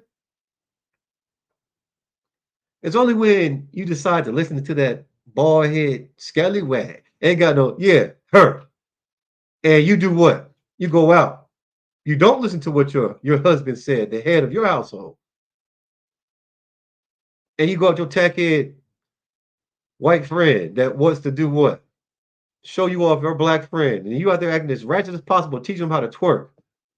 Bringing all kinds of shame through lasciviousness, man. You want to go to that Christian church and take that money that your Ottawa has brought into the household to feed you and them kids. You want to go to the strip club because they got the best wings. No, you got a porn addiction, black man. Knowing that you're a deviant bastard. Just because you got a little bread. You're going to try to sleep with everything up in there. For as it was your mind to go astray from God. See, when you defy your identity, defiance, right? When you reject who you are and you strove to be like the oppressor,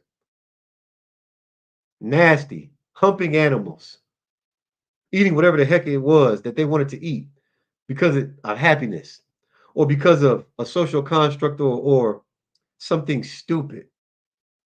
You caused your mind to go astray from God. So being returned, right? Now that we got you back here, you're gonna have to go to war, black man, Hispanic man, Native American Indian.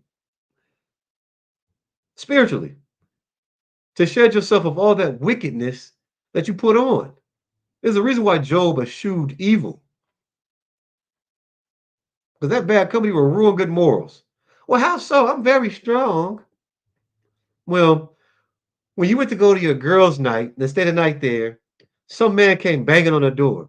Instead of you choosing to do what? Lean on your understanding with the gates of your household and your husband that don't languish. You want to listen to some girl and say, well, maybe that's the next door neighbor. Go open and see who it is. Now he in there unaliving all of y'all, raping all of you. You went astray. You went astray. Because you wanted to go to that, what? That Freaknik biker weekend. Black man, you wanted to go to an all-star weekend. It's not a sin. But when you went, you couldn't help but to smell that weed that smells so good to you. You're fighting a demon. And you know you're not supposed to smoke. But you went to that party, the 420 party at All-Star Weekend, knowing that you were going to sin. And it was your mind that went astray from God. It went astray from these laws, statutes, commandments. And you took unto that yourself to smoke. Now you're getting pulled over and you're getting the OVI. And guess what's happening? You're losing everything you worked so hard for. Instead of going to work on Monday, you're going to jail. You're going to jail. Going to jail tonight. Because your mind went astray. Your identity is what keeps you safe, man. It keeps you from not sinning and then having to suffer the consequences of breaking the law. So being returned, seek him 10 times more. What does that look like, man? You're going to have to resist temptation if you're a so-called Black, Hispanic, Native American Indian. You're going to have to do something that's going to require you to suffer. And that's tell your mom, hell no. You ain't got to say it like that. But no, when she send you those stupid church videos and some black dude humming for 15 minutes straight before he says one damn word, before he opens his mouth, forehead full of sweat. You got to resist that temptation to listen to that stupid cursing music, man. And say, Mom, listen, I'm going to need you to stop that. All right. Because I can show them turn on some cat in the cod. And boy, I don't hear all that cussing. It's strong language. And it's glorious, it's righteous. But you're willing to do what? Suffer your soul the affliction of sin versus suffer your soul the affliction righteously. You rather have a man go in you for his pleasure and destroy you versus going to get your what do you call it? Prostate exam. Righteously. Now you found out you had some polyps that could have been cancerous. And you suffered your soul the affliction of listening to your physician and getting removed. But you rather what? Be hey. Let somebody beat up your back, put all kinds of fingerprints on your backboard, and now your blood is upon you. And you got a house in Virginia. We can't be simple, black man. You understand? We have to check down, man. Don't check up. Don't curse the Lord for the product of your actions. Have some accountability. That's how you check down. You slap a bull on the ass, you might get kicked in your chin. You might say, don't ever stand behind a horse. You get mad at the man who owns it. You should have known not to do that. You watch the movie, now you think you John Wick. You think you're John Wick now. And then instead of murdering all those people like Esau does, the first person you attempt to, they take you on up out of here, man. We gotta stop being so simple, man. All right. Let's get a little deeper into this thing. All right, because I'm gonna help you shed yourself of the world. So in this checking down of yourself, right? So that you don't have to check up and ask, why, Lord? Why me? I'll save you some time and some energy. First of all, don't question the Lord. Second of all, it's because of your mind that went astray. You decided to be like Ham. You decided to be like Ammon. You know what I'm saying? You wanted to be like Esau. And what happened in Vegas didn't stay in Vegas. It followed you on home, and now the whole household's just in disarray. We'll go to the book of Amos, chapter 5 and 21. This is the book of Amos, chapter 5, verse 21.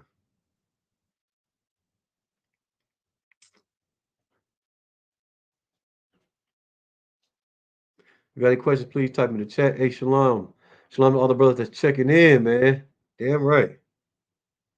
My brother gonna pass that test, man. Get them permits, man. Them CDL. Go ahead, warrior. That's another thing. It's just so glorious. You understand? Sidebar, man. Shout out to my brothers. All right, tomorrow supposed to be, or it is actually, um, it's gonna be the memorial blowing of the trumpets tomorrow, Wednesday. So we're gonna do the Sabbath services. We're not gonna have the Wednesday night law class, but in a sense you are, because when we do the Sabbath services, there are laws. Decent order is what we keep in this nation, man. But shout out to Priest and Officer Khan, man. He does mighty work. You see the videos, the shorts that go up on Instagram, YouTube, TikTok, and Facebook, man. That brother's putting his due diligence in. You understand? And I've had the pleasure, to watch this man grow in his truth from man to who he was in the world. You know what I'm saying?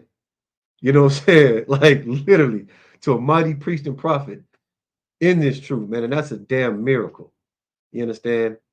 It's a miracle. You'd be a fool to think that every day is going to be a good day. And every day is going to be a good day if you're a man of war. Because in this captivity, that's absolutely what you're going to get. Trial after trial after trial after trial after trial. It's always going to be another battle to fight, black man, Hispanic man, Native American Indian. And as long as you understand that, you will absolutely be a goddamn help when it comes to building this kingdom. You're going to be an absolute force. Angry black man, you understand? Angry. Why? Because of oppression, man. Slavery was real. There was no such thing as the transatlantic migration. You know what I'm saying? So damn all that. All right. So we're gonna go to the book of Amos. Shout out to that brother, man. All right, the book of Amos, chapter 5 and 20. Shout out to all my brothers and sisters and my young princesses, man, the young priests, you know what I mean? Mighty zeal. All right, so the book of Amos, chapter 5, verse 21. All right. It says, I hate. No, I love. It says, I hate. I hate. It's not his favorite. It's not something he loves. It says, I hate. I despise. What does it mean to hate something? Yeah, just like you hate Brussels sprouts. Just like you hate paying your rent. You hate those doctor bills. You hate overtime. You hate. Let's read what hate is. Feeling of intense or passionate dislike for someone, something, having a strong aversion to something. Used politely to express one's regret or embarrassment at doing something, to criticize or to abuse, express strong dislike, denoting hostile action motivated by intense dislike, prejudice. Modifier a noun, to hate. It says, I hate, I despise. Man, to hate and despise. Why am I reading this? It's going to be very clear for you in a second. To despise. What does it mean to despise? Feeling contempt or deep repugnance for something. You understand? To despise. To dislike, man. Okay? Everything opposite of what you feel for your birthday. You love your birthday. The Lord hates it. You absolutely have to celebrate it. He absolutely wants it, it can destroy it. You understand? Why am I reading this in Amos 21? I despise your feast days. What feast days are those? Not the ones he gave us in this good book that you find in Leviticus. No, not those feasts, not the feast of dedication. No, he's talking about Thanksgiving, the celebration of the murder, the slaughter of my First Nation brothers and sisters. He's talking about Christmas, the wicked celebration of Nimrod, man. He's talking about the celebration of Janus. You know what I'm saying? Your New Year's resolution. He hates it. He's talking about Easter, you know, the fertility goddess. He's talking about freaking the 4th of July. All those celebrations where you come together collectively. He's talking about Hallelujah night. He's talking about what? That Halloween party you're gonna have at the church. All the pedophiles gonna come out. I want to see you in your little leggings, your little ladybug outfit. You're gonna be dressed like a little pumpkin. And the Lord hates it for good goddamn reason. For good reason. He despises it. The feast days. And will not smell in your solemn assemblies. You sitting here putting that apple in that pig's mouth, thinking that's some delicacy that the Lord wants to smell. Yo, funky ass chitlins. And then you're gonna say what? Everybody go around the table and do what? Tell something you're thankful for. Oh, Christmas ham, bone quisha, and cooked up a nice old Christmas ham. The Lord hates, he despises those feast days, man. Why is always quasi check? This is what I'm telling you. When you do your check down, man, you understand. You're going to make sure that you don't celebrate these feast days because the Lord hates it. He despises it. So you should hate it. You should despise it. Anything the Lord hates and he despises, you should too. That's going to be your safety, your protection, not the Christian church, not Sister Shula, not Brother James. So I was looking at it. I was looking at a stupid TikTok today, man. This side note. This dude, I don't know if you smoked or not. He said something so stupid, so funny. But everybody thought it was just so just deep. He said, man, a brother named James. He was like, you ain't two people, your name is James. I thought it was funny. But it's dumb. And everybody was like, yo, he is right. All the potheads. Let everybody know that you smoke weed. You let them know that. Just couldn't take the joke. Now everybody following the brother because it was funny. Your name ain't James. You ain't two people. Your name is James. That's dumb. But anyways, the Lord hates your solemn assemblies, man. These things that you separate and you hold so true, your candlelight visuals, every time your dead brother's birthday comes up, you're going to his grave site. The Lord hates that, man. He was unalived. The Lord calls it. Christ allowed it. He holds the keys to death. How could you sit here and not give a damn about Christ, who was perfect, dying for your ashy black ass? But you give more cares about a dead man who was unalive because of his wickedness. May he rise again, but the Lord hates those separate assemblies where you come together and you burn candles and you pour all kinds of strong out. You know what I'm saying? As if he's drinking it. Well, he down there like this in the car. He ain't opening his mouth. He ain't getting it. It's stupid. How simple are we going to be? Instead of doing that, all you have to do is what, black man? Take back your identity. Learn something. Share that salt with a brother who's alive, who's had a long day, and he didn't come home and beat his wife. He didn't get out the car and unalive everybody who held him up in traffic. He didn't touch no kids. He didn't hit no blunt. He's had a long day.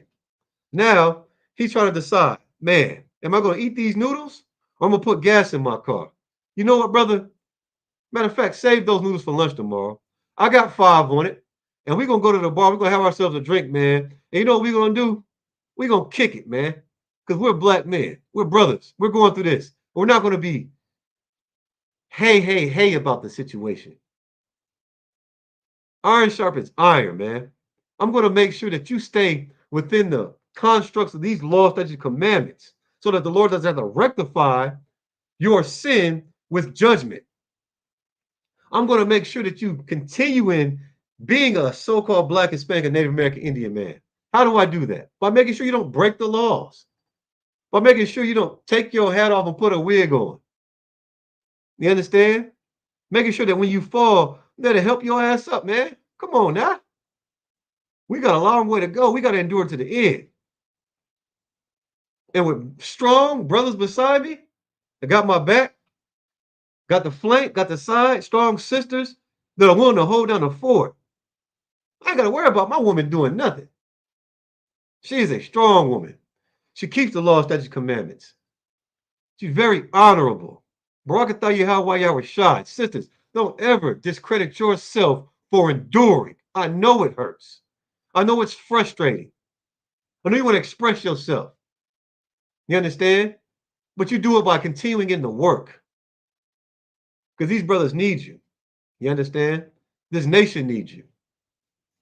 The world despises you and hates you. Makes you feel like you're not worth anything. But you absolutely are. All right? So let's see. The Lord hates that. He despises your feast days, and he will not smell your solemn assemblies. Verse 22. Though ye offer me burnt offerings and your meat offerings. What does that look like? How do you offer that? God is great. God is good. Everything for food. Your burnt offerings, man. That pork chop sandwich. Let me take time to give thanks to them. You don't want to hear that crap. You're praying over something he said was unlawful, unclean. Whatever it is you're sacrificing, whatever it is that you sacrifice, you think it's good enough. I'm going to go buy this stripper a bag, man. That's me doing that's your burnt offering.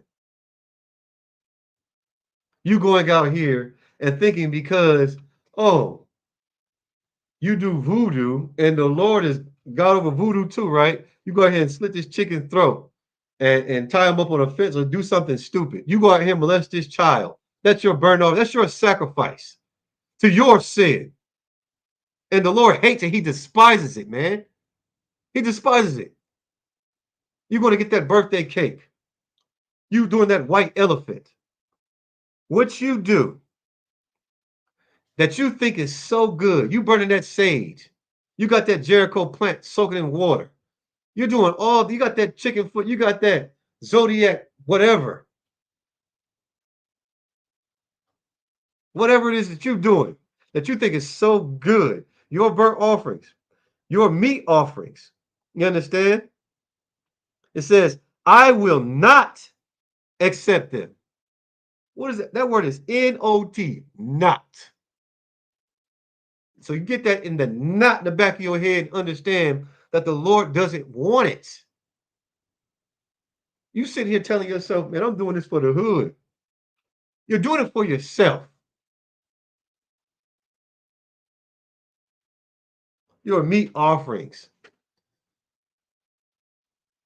I'm going to burn up all this money because XYZ.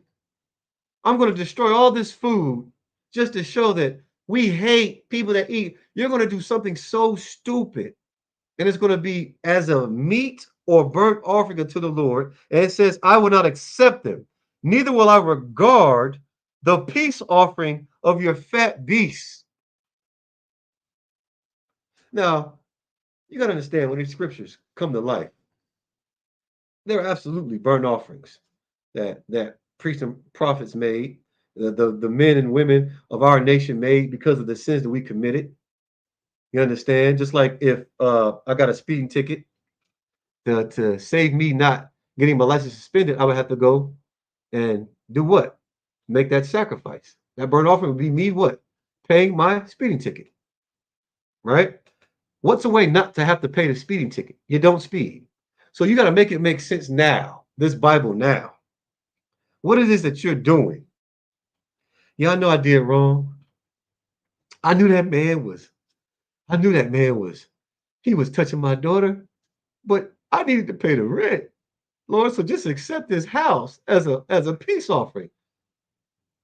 He's going to burn that house down because it's unacceptable. He says he will not accept them, man. Why would he? You think just because you let this man beat your ass, now you're doing what? Asking for something back from your children because you thought that was a sacrifice that was acceptable to the Lord? No, that was stupidity. You were destroyed because of your lack of knowledge. I'll read again. I will not accept them. Neither will I regard your peace offerings of your fat beasts. You sat there and oh man, well, they need a father. Shut your mouth.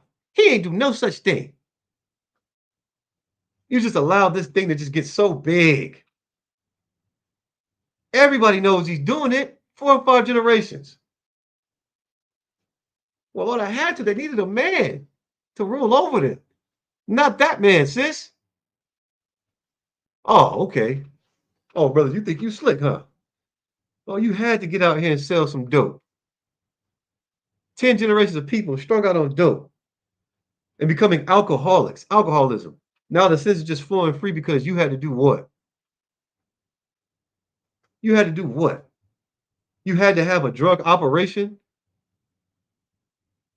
that was bigger than the city.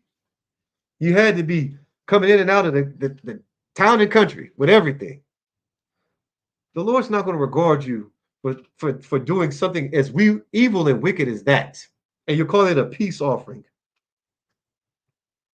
That birthday cake, blowing out the candle, you're sacrificing your kids to the fire, man. He's not going to regard that. You sending them out here half naked to do what? Do a trick for a treat? You allow them to go to school and sit with their legs open at the desk with a miniskirt on because you know that that teacher is nice. You let them unbraid his hair. You let him do all these things that are unacceptable. And the Lord hates it, man. He despises it. Anything else on that? Verse 23. Take thou away from me the noise of thy songs, man. That's for you, mama. That's for you, grandma. See me no damn music video, some Mississippi Mass Choir singing about how he touched me. Who? Who? That's one hell of an allegory. And then the irony of it is the pastor. It was T.D. Jakes that touched you. It was Kurt Franklin that touched you. It was Steph Joe Dollars that touched your pockets. It took all your money out. The Lord doesn't want to hear that. You don't want to hear your tambourine. You don't want to hear your stupid solo. You don't want to see your praise, worship, dancing. You're dressed like a mime. You know what I'm saying? Only reason our brothers come today because you know sister goddamn hind parts is going to be up in there twerking and falling out. And secretly, all the young men in the church is thinking, man, I might be able to beat sister such and such. You know, I might be able to beat that. You know what I'm saying? Get them janks. Verse 23, take thou away from me the noise of thy songs, for I will not hear the melody of thy viols, man. He doesn't give a damn about it. He doesn't. Why would he? This is the place where your miseducation happens. Christ didn't go get these 4 white men to make up baptism, what is it, Baptist, Pentecost, and all this other stuff. Man, that's all man-made. They said, well, oh, you guys are so just like, what is your religion? No religion. That's what I practice. I'm an Israelite. I'm the tribe of Judah. My name is Priest Officer Quatzar, Ban Yahweh, Ban Yasharallah, son of Judah, son of Israel. You understand? I don't have that slave indoctrination running through these veins no more, man. I'm going to purge my brothers and sisters of it. Why? Because it's polluted. And it has been destroying us with a sword destruction, black man, Hispanic man, and Native American Indian. What is that sword destruction? That's that emotional pain that you feel. When you thought she loved me, you thought she wasn't going to let some man just trick her out of her hind parts. You thought it was okay to send her out the house campaigning something. Well, okay, I tell you right now, if you send her out with a box of Girl Scout cookies and she's just showing them off, someone's going to ask to purchase some of those Girl Scout cookies. They shouldn't even be seeing them. But you think she loves you so much. She's happy she gets to just gallivant her figure before she loses it. And guess who comes along? Rollo, with his stacks on stacks on stacks. And he says, hey, those some mighty fine Girl Scout cookies you got there. Oh, these Girl Scout cookies? These belong to my husband. Your husband let you out the house like that? As fine as you are? Man, I could put some Fendi Gucci Prada on them Girl Scout cookies. How much some cookies cost? These cookies not for sale. Meanwhile, you at home. You happy. She's so happy when she left. You in there shelling that seafood. You taking the poop line out that shrimp, making her scampy. And guess what she is? She's at the Holiday Inn. And Rollo's tearing up them cookies, man. He found out the price was what? A meal that you're making right now. That's all she wanted for them Girl Scout cookies. A trip to Benihana's. Her own personal bottle to get right because she knows she about to do something wrong. Got her nails done and her hair. A couple $100. And some of y'all sisters listening like, oh yeah, no, not me. Oh, he got the 10 bands for you too. For those Girl Scout cookies. Well, actually, all you had to do, sis, was cover them up. You wouldn't have been tempted. You're looking like what? Something that he can't afford. Because men know if you're a whore or not. The Bible says it's in your eyelashes. The way you bat those, you put them lashes on. The way you bat them eyes. It's in your haughty looks. She's proud. He's thinking, oh, she's swinging that thing like that. Excuse me. She's swinging that thing like that. Why? Because what? And he must ain't hitting it right. And he's willing to pay for it. But understand this, sis. I'm going to teach you how to be a sister, how to dress not in a lascivious manner, so that brothers will look at you and say, man, let me hold the door for this sister. You understand? Let me treat this sister with some respect. Yes, ma'am. No, ma'am. He knows. Brothers, you know. Start holding these women accountable for what they wear. Don't let if you love her and you know you're a jealous soul, don't try to act like, oh, well, I guess whatever makes you happy, happy wife, happy life. Bull dookie. You understand? Ain't no happy wife, happy life. It's go to war. Tell her no. She wants to see if you're going to be a damn man and stand on something. She knows you got an old jellyfish backbone. She's just going to bend you right on over, black man. Stop letting her do it. Tell her no. Hell no. Do say it just like that. When you stand in council and they say, well, why did you tell her no, she couldn't go out the house with that on? Well, shit. I watched the class, Tuesday Night Brotherhood class. Officer Quadstar told me to. Then he called. I said, listen, sir, I was trying to save that brother some heartache. You understand? From sword destruction, meaning of his mind, that emotional stress and torment. By just telling her no. You ain't got to worry about what she's doing outside. The sun done went down. Where's she going? To Kroger? You should have got it before it was too late, sis. Sit the hell down. You think you're going to Kroger in them TikTok pants? No. That pollution, you allowing her to do these things, thinking it's all good because everybody else is doing it. Separate yourself, black. Separate yourself, black man. Separate yourself, black woman. You understand? All right. We'll get one more. We'll get one more precept, man. We'll go to 2 Timothy 2 and 21. Yeah, man. No. Tell her no. She's like, no. Scare her. Okay, no. Do it just like that. And watch how she responds. She'll be like, oh, damn. You never told me no like that before. I better sit my ass down. You better. I turned up the mother. It's like, nah.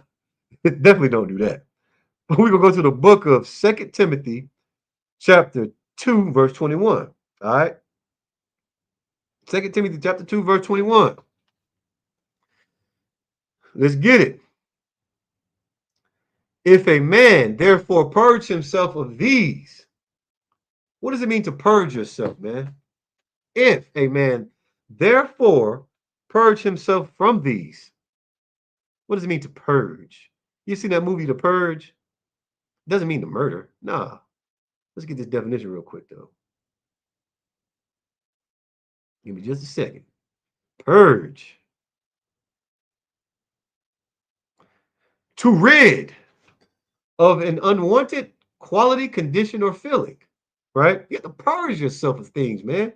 To remove an abrupt or violent removal. All right? That's what you have to do. You have to purge yourself of the world. And in doing so, you're going to purge yourself of these simple sins that we commit. and the more complex ones that are led by the simplistic ones. You understand? If a man therefore, because of this, purge himself of these, he shall be a vessel unto honor. The vessel holds things, right? I'm a vessel of honor, man, not dishonor. A toilet's a vessel of dishonor. It holds true to what it's supposed to be, just like these other nations that you want to be like. They hold true to what? Unaliving you and then holding themselves what? Faultless. Their own masters don't even give a damn about them. Why should we? Oh, thanks to the IGP Canada Commander General Hunter, we give a damn about our people. You understand? We want to be vessels of honor. Something that the Lord can say, man, these are my people. I'm going to go to war for them like he has so many times throughout history. This is our history. We don't think that the Lord ever came to battle for us and fight for us, black man, Hispanic man, and Native American Indian, because the oppressor whitewashed it. And I'm going to tell you some mighty, man, we've won absolute glorious battles. The Lord is there for us. But every time we sin against him, what happens? We're taken by our own devices. It's because of our own minds. Matter of fact, let's go to Judges real quick. Let me tell you why we have such an issue. This is the book of Judges, chapter 6, verse 1. And it reads, and the children of Israel did evil in the sight of the Lord. This is why we're cursed. This is why we're vexed. This is why our prayers fall on deaf ears. It's because of the sins that we're committing. I'm going to read it again. This is the book of Judges, chapter 6, verse 1. And the children of Israel did evil in the sight of the Lord. And the Lord delivered them into the hand of Midian 7 years. Now, this story is going to go and talk about Gideon. But understand, when it comes to the book of Deuteronomy and all throughout the Bible, when we sin against the Lord, he delivers us into the hands of our oppressors. Why? Because when you're poor, you're broke down, and you've learned through suffering, then you do what? You want to find out the truth. So, in order to alleviate going through that time and time again, how about we take back our identity, black man, Hispanic man, Native American Indian? How about we do that check down? Instead of checking up the Lord to see when our blessing is going to come. How about we check ourselves and take heed ourselves so that we don't have to be destroyed for doing evil, man, in the sight of the Lord? You think you're going to hide from him? He knows your thoughts. They're in the fourth dimension. You're having conversations with yourself and a demon, and you're losing.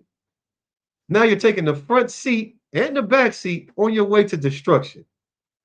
Barak Yahweh Rashad for the ISUPK and the Commander General Yohana and this truth.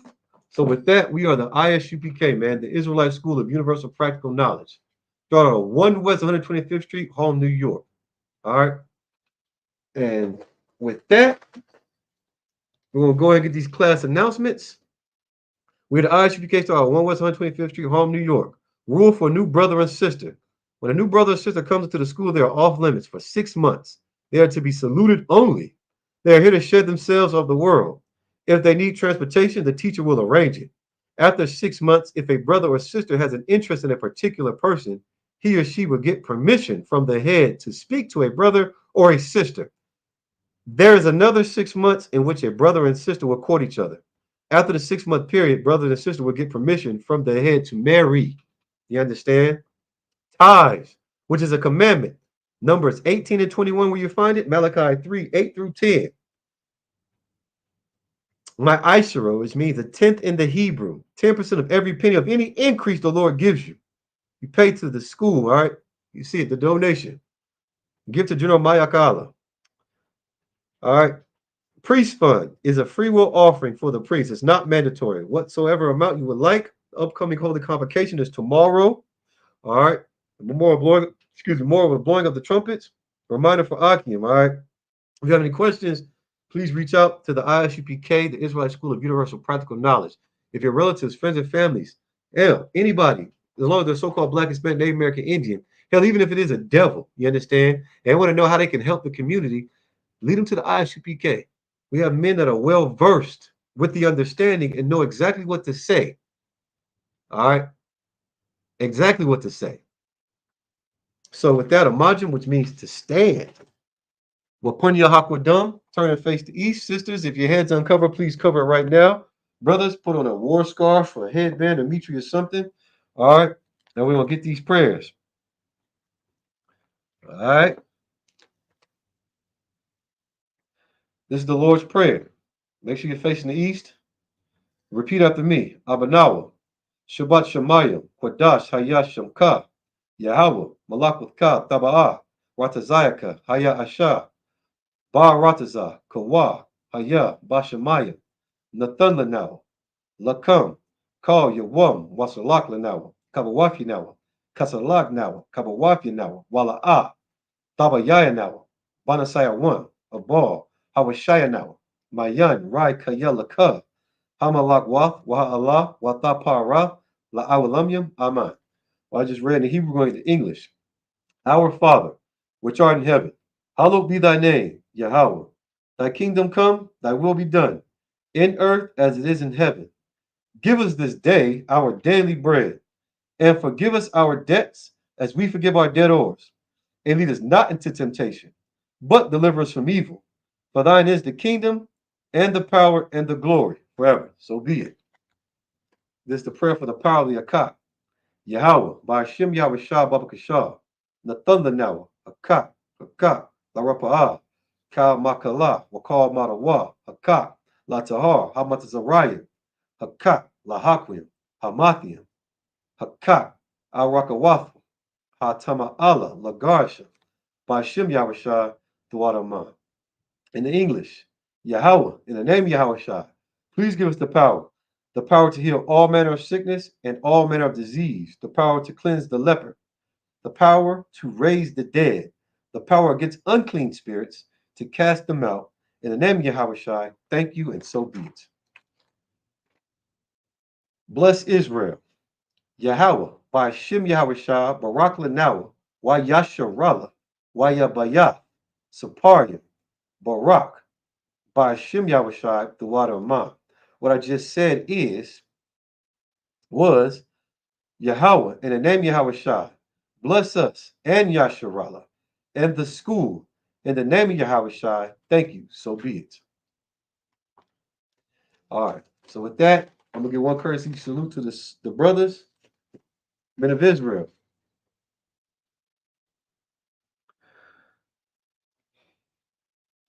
Yahweh Shem Yahshah Brakathum. For the sisters, Yahweh Shema Athah by Shem Yahweh Shah. And with that, hey, shalom.